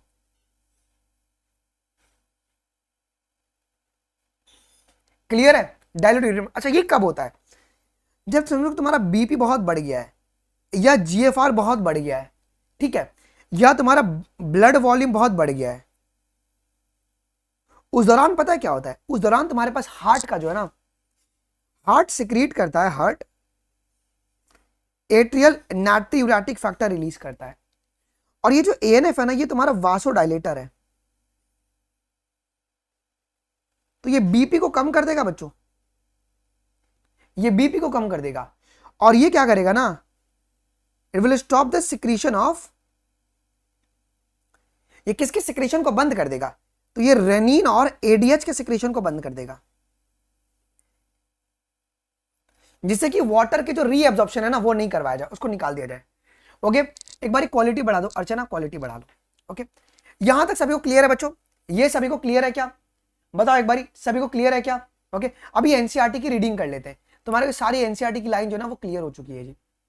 पता नहीं मेरे साथ आज क्या हो रहा है यार। Regulation of the kidney function, kidney के फंक्शन को कैसे रेगुलेट किया जाता है? हमने क्या बताया, इसको न्यूरल फीडबैक से अपन रेगुलेट करते हैं, तो हार्मोनल फीडबैक, हार्मोनल फीडबैक से रेगुलेट किया जाता है जी, हार्मोनल फीडबैक से रेगुलेट करते हैं। अब functioning of the kidney is efficiently monitored and regulated by the hormonal feedback mechanism। ठीक है, अब देखो इसमें कौन कौन इन्वॉल्व है बच्चों, कौन कौन? हाइपोथैलेमस इन्वॉल्व है। हाइपोथैलेमस क्या करेगा, ये आपका एडीएच मैकेनिज्म में आपको हेल्प करेगा। क्लियर है? आपके जक्टा ग्लोमेरुलर apparatus, ये रास मैकेनिज्म में आपको हेल्प करेगा। और तुम्हारा सर्टेन एक्सटेंट तुम्हारा हार्ट तुम्हारा एएनएफ मैकेनिज्म में आपको हेल्प करेगा। समझ में आया? किडनी को 3 फंक्शन से रेगुलेट किया जाता है, 3 मैकेनिज्म से रेगुलेट करते हैं। आपका हाइपोथैलेमस, जेजी और तुम्हारे पास हार्ट, ये तीनों इन्वॉल्व होता है जी। मजा आ गया? अब सुनो, सबसे पहला तुम्हारे पास कौन सा था बच्चों? सबसे पहला एडीएच था, एडीएच मैकेनिज्म। आइए जी, हमने क्या बोला बच्चा मुन्ना, हमारे ब्लड वेसल में क्या होता है, ऑस्मो रिसेप्टर्स होते हैं बच्चों, osmo receptors. Osmo receptor in the body are activated by the change in the blood volume. तो ब्लड वॉल्यूम कम हो रहा है या बढ़ रहा है? तो ब्लड वॉल्यूम आपका यहां पे कम हो रहा है, ब्लड वॉल्यूम आपका डिक्रीज हो गया। जैसे ही ब्लड वॉल्यूम डिक्रीज हुआ तो ऑस्मो रिसेप्टर्स तुम्हारे एक्टिवेट हो गए, या तुम्हारे बॉडी फ्लूइड वॉल्यूम या तुम्हारे आयनिक कंसंट्रेशन। देखो, an excessive loss of the fluid from the body can activate this receptors. कौन सा रिसेप्टर को? ऑस्मो रिसेप्टर को एक्टिवेट कर देगा। अब ये NaCl कंसंट्रेशन होगा, ये आयनिक कंसंट्रेशन जो लिखा है ना वो तुम्हारा NaCl है, ठीक है। आई अब ये कौन सा रिसेप्टर को एक्टिवेट कर रहा है बच्चों? तो ये एक्टिवेट कर रहा है बच्चों आपकी ऑस्मो रिसेप्टर को, आपके एक्टिवेट कर दे रहा है जी। अब ये ऑस्मो रिसेप्टर क्या करेंगे? बोलेंगे हाइपोथैलेमस को, भैया भैया which stimulate the hypothalamus to release the antidiuretic hormone या ADH या vasopressin from the neurohypophysis। इसका मतलब क्या? हाइपोथैलेमस तुम्हारे पास ADH बनाएगा और उसका सिक्रेशन तुम्हारा न्यूरोहाइपोफाइसिस या तो पोस्टीरियर पिट्यूटरी से करवाता है, पिट्यूटरी से करवाता है जी। करवाता है क्या? ठीक है। अब देखो जी, हमने क्या बताया, अब जो ADH निकलेगा वो दो जगह पे काम करता है ना। देखो, अब ADH फैसिलिटेट द वाटर का reabsorption from the later part of the tubule. अब ये दो जगह पर काम करता है। कहां कहां पे बच्चों? DCT पे और तुम्हारा कलेक्टिंग डक्ट पे, है कि नहीं? ADH तुम्हारा इस दो जगह पे काम कर रहा है क्या? And it preventing the diuresis. Diuresis का मतलब होता है लॉस ऑफ वाटर या लॉस ऑफ यूरिन। तो यूरिन के लॉस को कम कर देगा क्या? और क्या करता है मुन्ना? ये तुम्हारे ब्लड प्रेशर को बढ़ा देता है क्या? ये तुम्हारे ब्लड प्रेशर को ही बढ़ा देता है जी। An increase in the body fluid volume can switch off the receptor. Sorry, ये बॉडी फ्लूइड वॉल्यूम को बढ़ा देगा जिससे कि तुम्हारा रिसेप्टर जो है ना वो बंद हो जाए, और जिससे ADH का भी जो रिलीज है ना अब वो कम कर दिया जाता है जी। ठीक है। अब ADH can also affect the kidney function by construction of the blood vessels. तो हमने क्या बताया था आपको? ADH तुम्हारा पावरफुल वासो कंस्ट्रक्टर है क्या? ये तुम्हारा पावरफुल वासो कंस्ट्रक्टर होता है। तो ये भी बोला गया कि ये तुम्हारे पास कॉन्स्ट्रिक्ट करता है ब्लड वेसल्स को, जिससे क्या होगा जी मुन्ना? ब्लड प्रेशर बढ़ जाता है, इंक्रीजिंग द ब्लड प्रेशर। अब an increase in blood pressure can increase the GFR। Common सी बात, GFR अगर बढ़ेगा तो तुम्हारे पास क्या होगा जी? रीअब्जॉर्प्शन पानी का ज्यादा होगा जी। ठीक है, ये तुम्हारा ADH मैकेनिज्म है।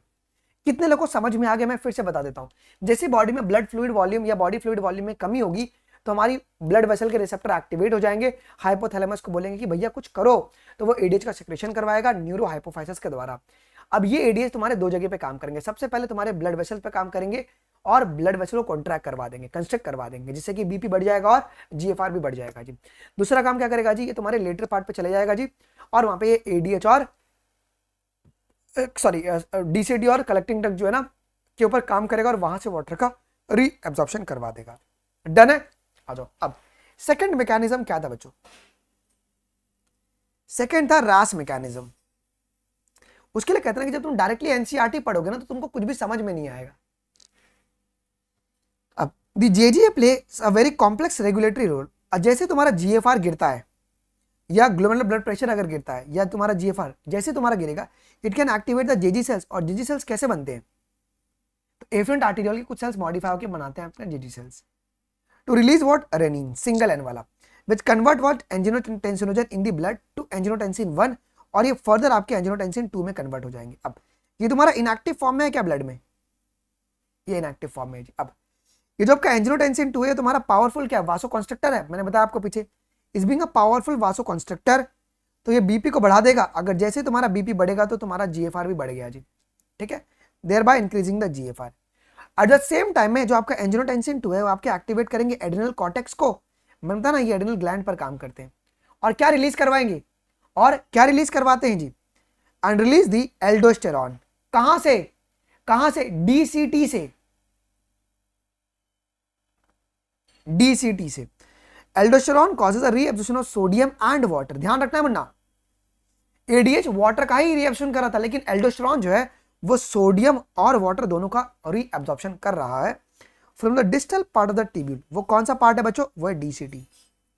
ठीक है, this also lead to the increase in the blood pressure and GFR। This complex mechanism is generally known as renin angiotensin mechanism या रैस मैकेनिज्म। इसके लिए मैं क्या, ये सभी को समझ में आया क्या जो मैंने तुमको देसी भाषा में समझाया? तभी आपको ना सब कुछ समझ में आएगा। अच्छा, थर्ड मैकेनिज्म जो है तुम्हारे पास वो है ANF मैकेनिज्म। देखो, जैसे तुम्हारा इंक्रीज होगा ब्लड फ्लो का एट्रिया में, मतलब ब्लड प्रेशर जैसे तुम्हारा बढ़ेगा, causing the release of ANF। Atrial natriuretic factor, atria तुम्हारा एएनएफ को रिलीज करता है। अब ये एएनएफ तुम्हारा वासोडाइलेटर है क्या बच्चों, ये डायलेशन करेगा ब्लड वेसल का, जिससे क्या होगा जी, बीपी जो है कम हो जाएगा, डिक्रीजिंग द ब्लड प्रेशर। अब एएनएफ मैकेनिज्म का मेन काम क्या होता है कि डाइल्यूट यूरिन का फॉर्मेशन करे, ठीक है। Okay, ANF mechanism therefore act as a check on the renin RAS, और तुम्हारे पास रास मैकेनिज्म और एडीएच मैकेनिज्म को चेक करता है। इसका मतलब क्या है बच्चों, जो एएनएफ है ना, ये आपका स्टॉप कर रहा है एडीएच एंड रास मैकेनिज्म को। क्लियर है, क्योंकि एडीएच और रास क्या कर रहे हैं, वो बीपी को बढ़ा रहे हैं और एएनएफ बीपी को कम कर रहा है। क्लियर, तो ये आपका एंटागोनिस्टिक हो जाएंगे, अपोजिट हो जाएंगे। मजा आ गया क्या सभी को, बताओ बच्चों, सभी को मजा आ गया, मजा आ गया। चलो अब हम बात करेंगे बच्चों मैच्योरेशन के बारे में। बहुत ही छोटा टॉपिक है, इसको आराम से समझते हैं यार, देखो समझते हैं। इसके लिए मैं तुमको पहले एक बार रिवीजन करवा देता हूं बच्चों। नेफ्रॉन में आपका, नेफ्रॉन के लेटर पार्ट में तुम्हारा यूरिन का फॉर्मेशन होता है क्या, और वो कलेक्टिंग डक्ट से होते हुए ओरिनल पेल्विस में आता है, यूरिन आता है ओरिनल पेल्विस से, वो तुम्हारा यूरेटर में आता है क्या, यूरेटर में आता है जी। ओके, कौन, यूरिन। और यूरेटर से तुम्हारे पास वो यूरिनरी ब्लैडर में आता है क्या, यूरिनरी ब्लैडर में आता है, आता है। और ब्लैडर में तुम्हारे पास होता है बच्चों स्ट्रेच रिसेप्टर, स्ट्रेच रिसेप्टर होते हैं, ठीक है। ये स्ट्रेच रिसेप्टर जो है वो सिग्नल किसको भेजेंगे बच्चों, ये सेंट्रल नर्वस सिस्टम को सिग्नल भेजते हैं जी। ये सेंट्रल नर्वस सिस्टम को आपके सिग्नल भेजते हैं, और इससे तुम्हारे पास क्या होता है, तुमको मे आई गो टू वॉशरूम वाली फिर फीलिंग आती है जी, ठीक है। आइए, और कुछ तुम्हारे पास वॉलेंट्री क्या होते हैं, रिसेप्टर होते हैं तुम्हारे पास, स्फिंक्टर होते हैं कहां पे, यूरेथ्रा में। यूरेथ्रा में तुम्हारे वॉलेंट्री स्फिंक्टर क्या करेंगे जी, ओपन होते हैं और तुम्हारा यूरिन पास हो जाता है जी। ओके, ठीक है, बहुत सिंपल है यार, क्या तो ये मैं सिंपल, देखो पूरी बायोलॉजी बहुत सिंपल है, वो टीचर पे डिपेंड करता है कि वो तुमको कितना सिंपल तरीके से बता पाए। यूरिन फॉर्म्ड, वही बात यहां पे लिखा गया है, urine formed by nephron is ultimately carried to the urinary bladder, आता है क्या, okay, where it is stored till the voluntary signal is given by the central nervous system। CNS बोलता है ना भाई, जा यार जा जा जा वरना फेल हो जाऊंगा मैं, तो याद रखना CNS वॉलेंट्री सिग्नल भेज रहा है, वॉलेंट्री सिग्नल। लेकिन यहाँ पे मसल है ना, कुछ आपके इनवॉलेंट्री स्फिंक्टर भी होते हैं। The signal is initiated by the stretching of the urinary bladder as it gets filled with the urine, जैसे जैसे यूरिन भरता चला जाएगा वो रिसेप्टर तुम्हारे स्ट्रेच होते चले जाएंगे। In response the stretch receptor on the walls of the bladder, अब हमने क्या बताया, जैसे कि तुम्हारा यूरिनरी ब्लैडर है, इनके वॉल्स पे ना आपके स्ट्रेच रिसेप्टर प्रेजेंट होते हैं, ठीक है, ये ध्यान रखना है। अब इसके ऊपर तुम्हारा एक एप्लीकेशन बेस्ड क्वेश्चंस भी आया हुआ है, ठीक है। तो जो स्ट्रेच रिसेप्टर है वो कहां पे प्रेजेंट है बच्चों, तो यूरिनरी ब्लैडर के वॉल पे प्रेजेंट है, और ये तुम्हारे सिग्नल जो है वो तुमको सीएनएस को भेजते हैं, है ना। ये से तुम्हारा सिग्नल जो है ना वो सीएनएस के पास आता है। अब CNS passes an motor message, वो कौन सा मैसेज भेजेगा जी बॉडी को, motor message to initiate the contraction of the smooth muscle of the bladder. ये बोलेगा कि भाई जाओ और कॉन्ट्रैक्ट करो स्मूथ मसल को, जिससे क्या होगा जी, जो तुम्हारा स्फिंक्टर ना वो खुल जाएगा, and simultaneously relaxation of the urethral sphincter. Clear है, समझो कैसे काम कर रहा है। यूरिनरी ब्लैडर के वॉल पे स्ट्रेच रिसेप्टर है, ठीक है, उनको सिग्नल मिला, वो सिग्नल सीएनएस को भेजेंगे, सीएनएस क्या करेगा, मोटर मैसेज भेजेगा किसको जी, आपके यूरिनरी ब्लैडर के स्मूथ मसल को, और इनको कॉन्ट्रैक्ट कराएगा। अगर ऊपर से कॉन्ट्रैक्ट होंगे तो नीचे का स्फिंक्टर खुलेगा क्या, वो रिलीज कर देगा, ठीक है, relaxation of the urethral sphincter causing the release of the urine. इस तरीके से काम कर रहा है। कितने लोगों को समझ में आ गया, मैं फिर से बता रहा हूं, देखो यूरिनरी ब्लैडर के वॉल पे रिसेप्टर प्रेजेंट है, जैसे से यूरिन भरेगा तो सीएनएस से आपका इंपल्स आएगा कि भाई भर रहा है भर रहा है भर रहा है, सीएनएस मोटर मैसेज भेजेगा, किसको भेजेगा जी मोटर मैसेज, तो ब्लैडर के स्मूथ मसल को, और ये उनको कॉन्ट्रैक्ट कराएगा, और कॉन्ट्रैक्ट, तुम बोलते हो ना सर मेरा जो लोअर पार्ट है वो टाइट हो चुका है, मेरे को वॉशरूम जाना ही पड़ेगा वरना मैं यहीं पर मेरा विसर्जन हो जाएगा। ओके, अब जैसे वो ऊपर से अगर कॉन्ट्रैक्ट होगा स्फिंक्टर नीचे का रिलीज हो जाएंगे, जैसे वो रिलीज होंगे तो तुम्हारा यूरिन पास होना शुरू हो जाएगा, ठीक है। अब देखो, तो release of, process of release of urine को अपन कहते हैं मैच्योरेशन। इसका मतलब क्या होगा बच्चों, अगर स्ट्रेच रिसेप्टर नहीं रहेगा तो क्या मैच्योरेशन होगा, नहीं होगा। क्यों नहीं होगा, अगर स्ट्रेच रिसेप्टर अगर नहीं रहेगा ना तो ब्लैडर में जो भी यूरिन आएगा वो ऑन द स्पॉट निकल जाएगा। यही नीट का सवाल था कि अगर मैं स्ट्रेच रिसेप्टर को निकाल दूं तो यूरिन तुम्हारा कॉन्टिन्यूसली चलता ही रहेगा, सिग्नल जाएगा नहीं ऊपर तक, और सिर्फ दिन भर तुम वॉशरूम में बैठना पड़ेगा फिर तुमको, ठीक है। आ जाओ, ठीक है। The process of release of urine is called a micturition and the neural mechanism causing it is called a micturitional reflex कहते हैं उसको।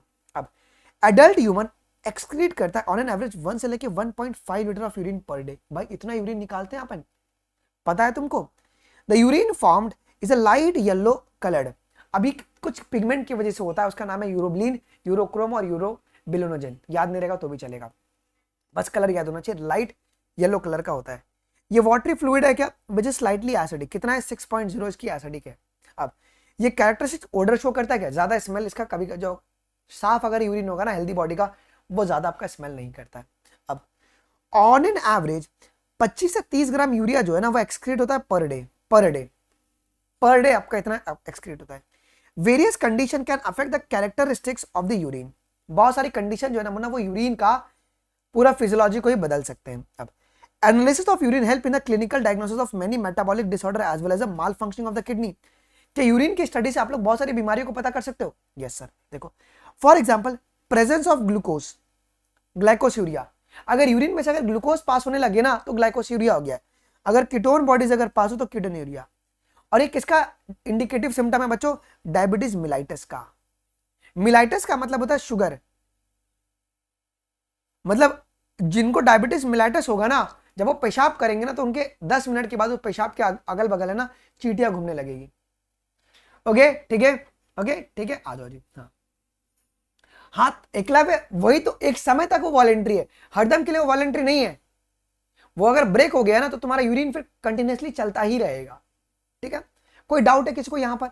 अच्छा, ये एसिडिक पीएच क्यों होता है? बिकॉज ऑफ हाइड्रोजन कंसेंट्रेशन, ये हाइड्रोजन कंसेंट्रेशन की वजह से आपका होता है बच्चों। ठीक है, आ जाओ। अभी role of other organs in excretion देख लेते हैं, ये लास्ट है, उसके बाद डिजीज अपने को पढ़ना है। हीमोडायलिसिस मैं तुमको पढ़ा दूंगा ऐसा कि तुम जिंदगी में कभी नहीं भूलोगे, क्योंकि एमबीबीएस के ना फर्स्ट ईयर में क्वेश्चन आता है हीमोडायलिसिस के ऊपर। तो जो मैं तुमको आज पढ़ा के जा रहा हूँ वो याद रखना, वही तुम टेप देना पेपर में। ओके, और फर्स्ट ईयर तुम एंजॉय करना। हाँ यस, चलो डन। अब और भी, और सिर्फ तुम्हारा किडनी एक्सक्रीशन नहीं करता, और भी स्ट्रक्चर तुम्हारे पास एक्सक्रीशन करते हैं। सुनो, other than the kidney, lungs भी तुम्हारा एक्सक्रीशन करेगा कि वो क्या निकाल रहा है? कार्बन डाइऑक्साइड निकाल रहा है। लीवर भी करता है क्या? लीवर तुम्हारा यूरिया बना रहा है। और तुम्हारा स्किन तुम्हारा ऑयल्स। ठीक है, also help in elimination of the excretory waste. अब यहां से नीट में सवाल पूछा गया है जी, our lungs remove a large amount of carbon dioxide, approximately 200 ml हर मिनट निकाल रहा है। ये डेटा तुमको याद रखना है, हर मिनट 200 ml बच्चों क्या निकालता है जी? कार्बन डाइऑक्साइड हमारा लंग्स निकालता है। Also significantly quantity of water every day, कुछ अमाउंट में वाटर भी निकालता है। किसके फॉर्म में बच्चों? ह्यूमिडिफिकेशन जब होता है ना तो तब तुम्हारा वाटर भी बनता है। तो पेपर में पीवाईक्यूज में पूछा गया है, पीवाईक्यूज में आया है, कार्बन डाइऑक्साइड तुम्हारा वाटर भी यहां से कुछ कुछ अमाउंट में निकल जाता है नाक से, है ना, पानी। अब लीवर तुम्हारा लार्जेस्ट ग्लैंड है क्या हमारी बॉडी में? ये सिक्रीट करता है बाइल कंटेनिंग सब्सटेंस जैसे कि बिलीरुबिन और biliverdin, cholesterol, degraded steroid hormones, vitamin और ड्रग, ये उनका सिक्रेशन करता है। Most of this substance ultimately passes out along with the digestive waste. तो जितने भी तुम्हारे पास ये जो वेस्ट मटेरियल्स है ना वो डाइजेस्टिव वेस्ट से ही पास होंगे जी, तुम्हारा फीकल मैटर द्वारा तुम्हारे पास हो जाएंगे जी, लीवर के जितने भी वेस्ट है। अब हमारे पास दो ग्लैंड होते हैं क्या स्किन में, स्वेट और sebaceous gland. In the skin can eliminate the certain substance through their secretion. अब जो स्वेट है, पसीना, sweat is produced by the sweat gland. अब स्वेट क्या होता है? ये वाटरी फ्लूइड है क्या जिसमें तुम्हारा NaCl है। कभी तुमने इसको चखा है क्या? भाई बचपन में सभी लोगों ने चखा है, नमकीन की तरह लगता है ना वो स्वेट, पसीना। कभी कभी पसीना ऐसा नाक से ऐसा होते हुए कभी कभी मुंह में भी चले जाता है ना, सॉल्टी होता है बिकॉज ऑफ NaCl। अच्छा ध्यान रखना, स्मॉल अमाउंट में ना यूरिया भी निकलता है बच्चों, स्मॉल अमाउंट में यूरिया भी निकलता है और लैक्टिक एसिड भी निकलता है आपके किसी स्वेट ग्लैंड से। क्लियर है? ओके, तो स्वेट ग्लैंड का प्राइमरी फंक्शन क्या होता है बच्चों? दो the primary function of the sweat gland, इसका मेन काम होता है कि कूलिंग इफेक्ट प्रोवाइड करवाए। ठीक है, और ये रिमूव करता है किसको जी? Some amount of waste mentioned above. कौन कौन सा वेस्ट? वाटर, NaCl और यूरिया को रिमूव करता है जी। क्लियर है बच्चों? NaCl, यूरिया और लैक्टिक एसिड को रिमूव करता है और एक कूलिंग इफेक्ट काम करता है। तो ये पेपर में आता है बच्चों। प्राइमरी फंक्शन क्या है इसका? स्वेट ग्लैंड का प्राइमरी फंक्शन है कूलिंग करना और ये वेस्ट मटेरियल को भी रिमूव करता है। डन है बच्चों। अब हम बात करेंगे सिबेशियस ग्लैंड के बारे में, जिसको अपन ऑयल ग्लैंड भी कहते हैं। देखो, sebaceous gland eliminate the certain substance like the sterols, hydrocarbons and waxes through a sebum. Sebum के द्वारा निकलता है ना, जो ऑयली स्किन में होता है तुम्हारे पास, ठीक है। This secretion provide a protective oily covering for the skin, और ये ऑयली कवरिंग एक प्रोटेक्टिव कवरिंग बनाता है स्किन के अराउंड, ऑयली स्किन के लिए। Okay, do you know the small amount of nitrogenous waste could be eliminated through a saliva too. हाँ भाई, सलाइवा के द्वारा कुछ अमाउंट में नाइट्रोजनस वेस्ट आपके रिलीज होता है, ये बात सही है। This is true. आ जाओ, यहां तक कोई डाउट है बच्चों? स्वेट ग्लैंड, सेबेशियस ग्लैंड याद रख लेना बस, और कुछ नहीं। आ जाओ, शुरू करें हम ना डिसऑर्डर। तो पहला डिसऑर्डर को बताने से पहले ना मैं तुमको ना ये पूरा देसी भाषा में पहले बता दूं, ये हीमोडायलिसिस है पूरा, ये पूरा हीमोडायलिसिस मैं आपको बता देता हूं। एक बीमारी है बच्चों, उसका नाम है यूरेमिया। यूरेमिया का मतलब होता है कि ब्लड में यूरिया होना, ब्लड में प्रेजेंस ऑफ यूरिया। अब आपको पता है ना कि यूरिया तुम्हारे पास बनता है लीवर में, और वो तुम्हारे मेजर वेन्स के द्वारा पूरी बॉडी में घूमते रहता है, और लीवर उसको, किडनी उसको साफ कर देता है, उस यूरिया को एलिमिनेट कर देता है। लेकिन जब किडनी फेल कर जाए ना, उस समय क्या होगा जी, यूरिया एलिमिनेट हो पाएगा बाबू? बाबू, अगर किडनी फेल हो जाए तो यूरिया उस समय फिल्टर ही नहीं हो पाएगा। तो उस समय क्या होता है ना, यूरिया ब्लड में घूमते रहता है जी। तो हम लोग को उस यूरिया को रिमूव करना पड़ेगा ना। उस यूरिया को रिमूव करने के लिए हम लोग को हीमोडायलिसिस करना पड़ता है। हीमोडायलिसिस करना पड़ता है। हीमोडायलिसिस का मतलब क्या होता है? ये तुम्हारा आर्टिफिशियल किडनी है, ये आर्टिफिशियल किडनी है बच्चों, ठीक है, जिससे हम लोग यूरिया को रिमूव करते हैं। तुमको पता कैसे निकालते हैं? नहीं पता है ना? बहुत देसी तरीके से आपको मैं बताता हूं, सुनो यार। इसमें क्या करेंगे ना, एक समझो एक पेशेंट है, हमारा पेशेंट डाला गया, उसके एक ही हाथ में 10 उंगली है, ठीक है। ये पेशेंट का ना यहाँ पे सुपरफिशियल एक आर्टरी है, उसका नाम है रेडियल आर्टरी, उसका नाम है radial artery. Okay, radial artery, ठीक है। और यहां पे तुम्हारे पास, ये तुम्हारे पास रेडियल आर्टरी है, ये तुम्हारे यहां पे ब्लड वेसल होगा बच्चों, ये तुम्हारा ब्लड वेसल्स है, ये ब्लड वेसल है। अब इस ब्लड वेसल में ब्लड और यूरिया दोनों साथ में है बच्चों, इसमें ब्लड और यूरिया दोनों साथ में है।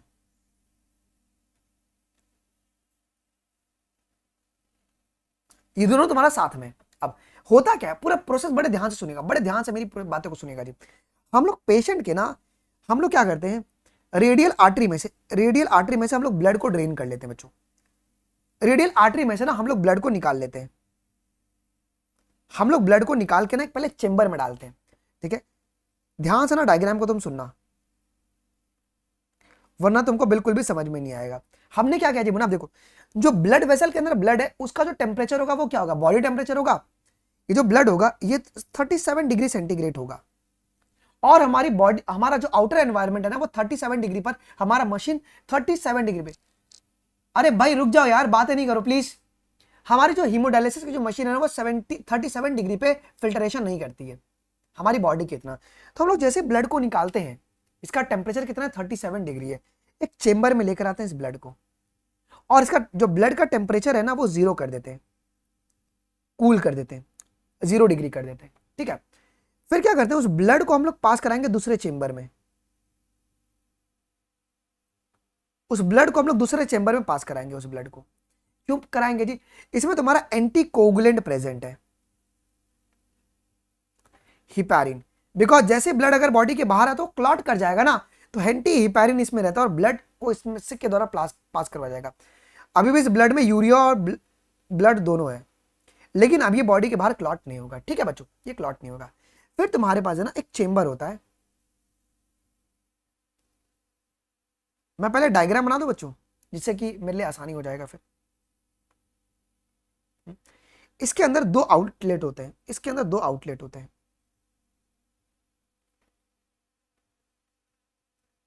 इतना बेहतरीन तुमको बताऊंगा ना, तुम जिंदगी में कभी भी भूलोगे नहीं जी, ठीक है।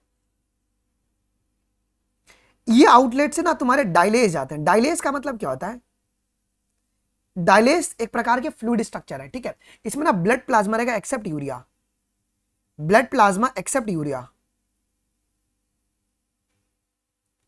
इसको ना पास कराते हैं हम लोग इस इनलेट से, ठीक है। और यहां से हम लोग यूरिया को निकालते हैं, ओके, यहां से हम लोग यूरिया को निकाल देते हैं जी बच्चों। यहां तक कोई डाउट है क्या? यहां तक कोई भी डाउट है? कोई डाउट यहां तक नहीं? अब सुनो क्या होगा जी। ये तुम ओपनिंग देख रहे हो ना, ओपनिंग, अब ये ओपनिंग के अंदर है ना, इस ओपनिंग के अंदर बहुत सारे ट्यूब्स होते हैं। इस ओपनिंग में ना बहुत सारे ट्यूब होते हैं।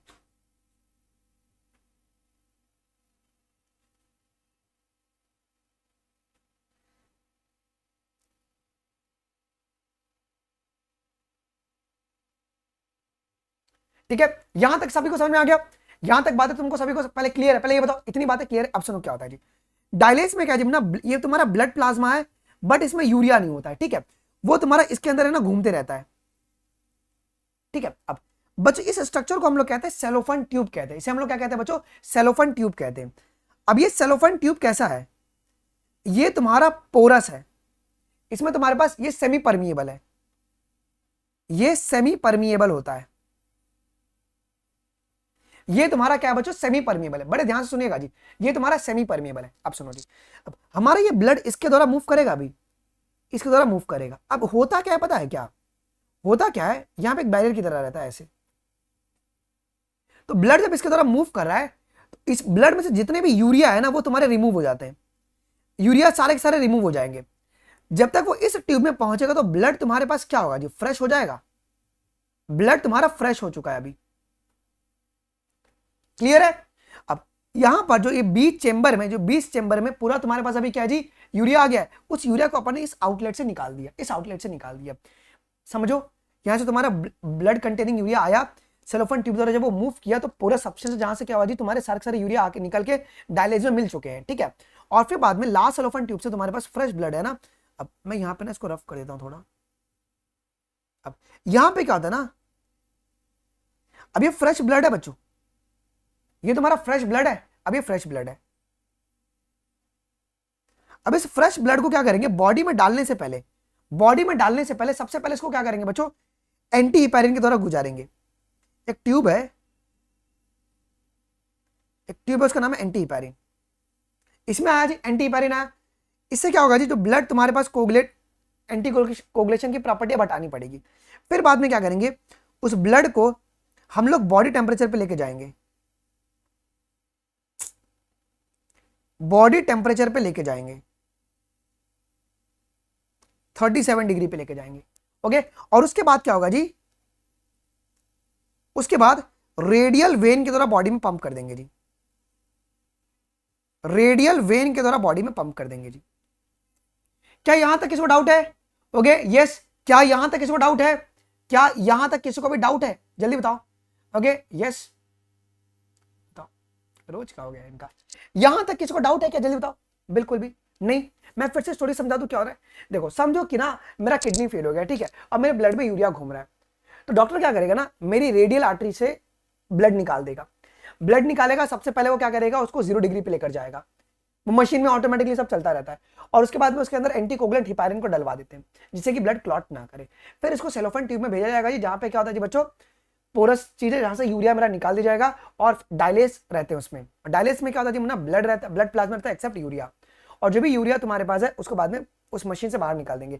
अब फ्रेश ब्लड को हम लोग क्या करेंगे, वापस से एंटी हिपैरिन से गुजारेंगे, फिर 37 डिग्री पे करके रेडियल वेन द्वारा बॉडी में पंप कर देंगे। बस इतना सिंपल है यार। ओके, हाँ, पैस्चराइजेशन ही हो रहा है ब्लड का एक्चुअली में देखा जाए तो। ओके, वही है तुम्हारा, खत्म हो चुका है। अब तुम्हारी एनसीईआरटी पढ़ो, तुमको सब कुछ एक एक लाइन समझ में आ गया।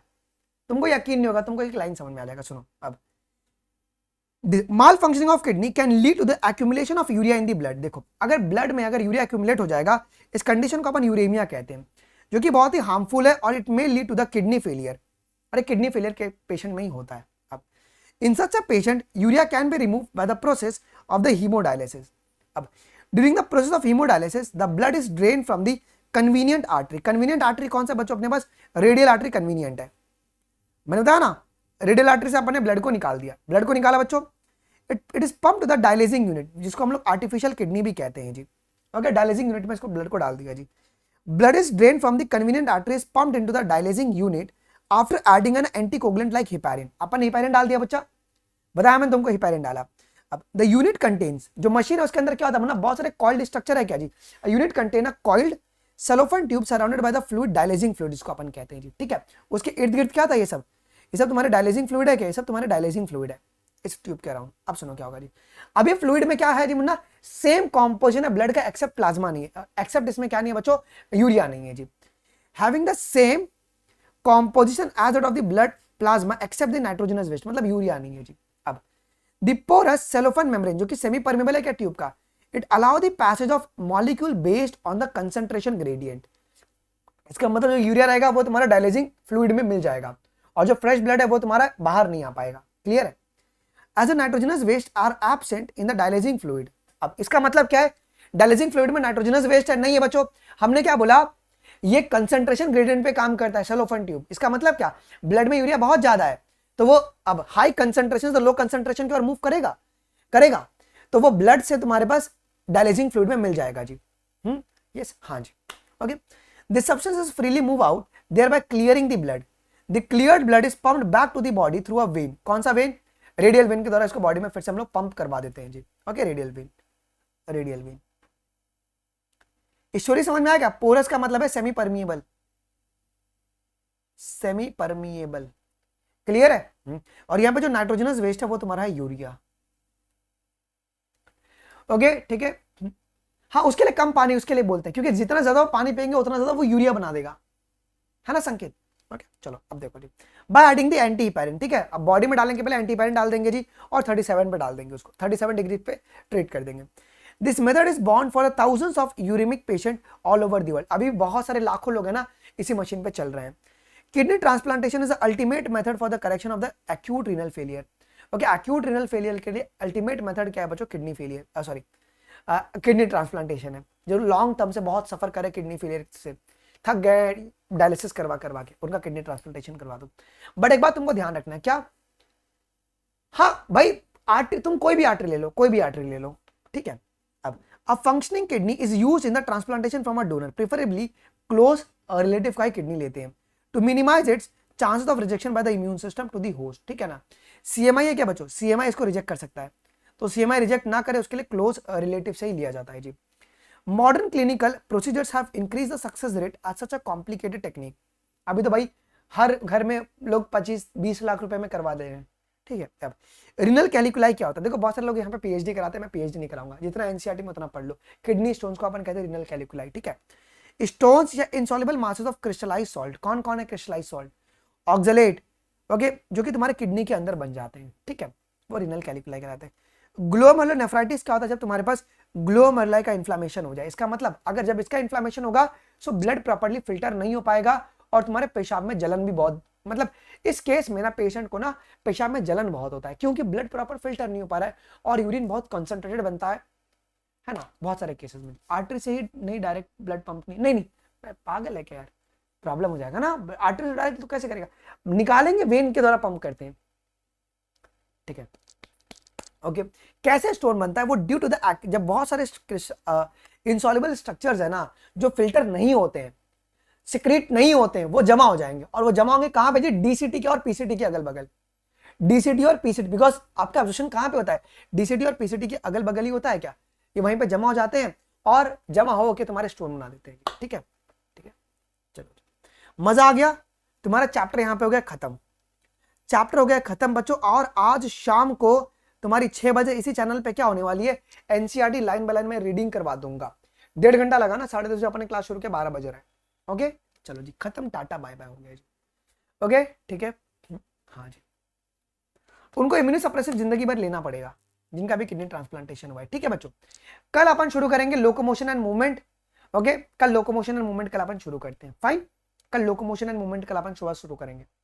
डन। आज 6 बजे कंप्लीट बायोलॉजी इसी चैनल पे होने वाला है, कोई मिस मत करना, बहुत ही प्यारे प्यारे क्वेश्चंस है।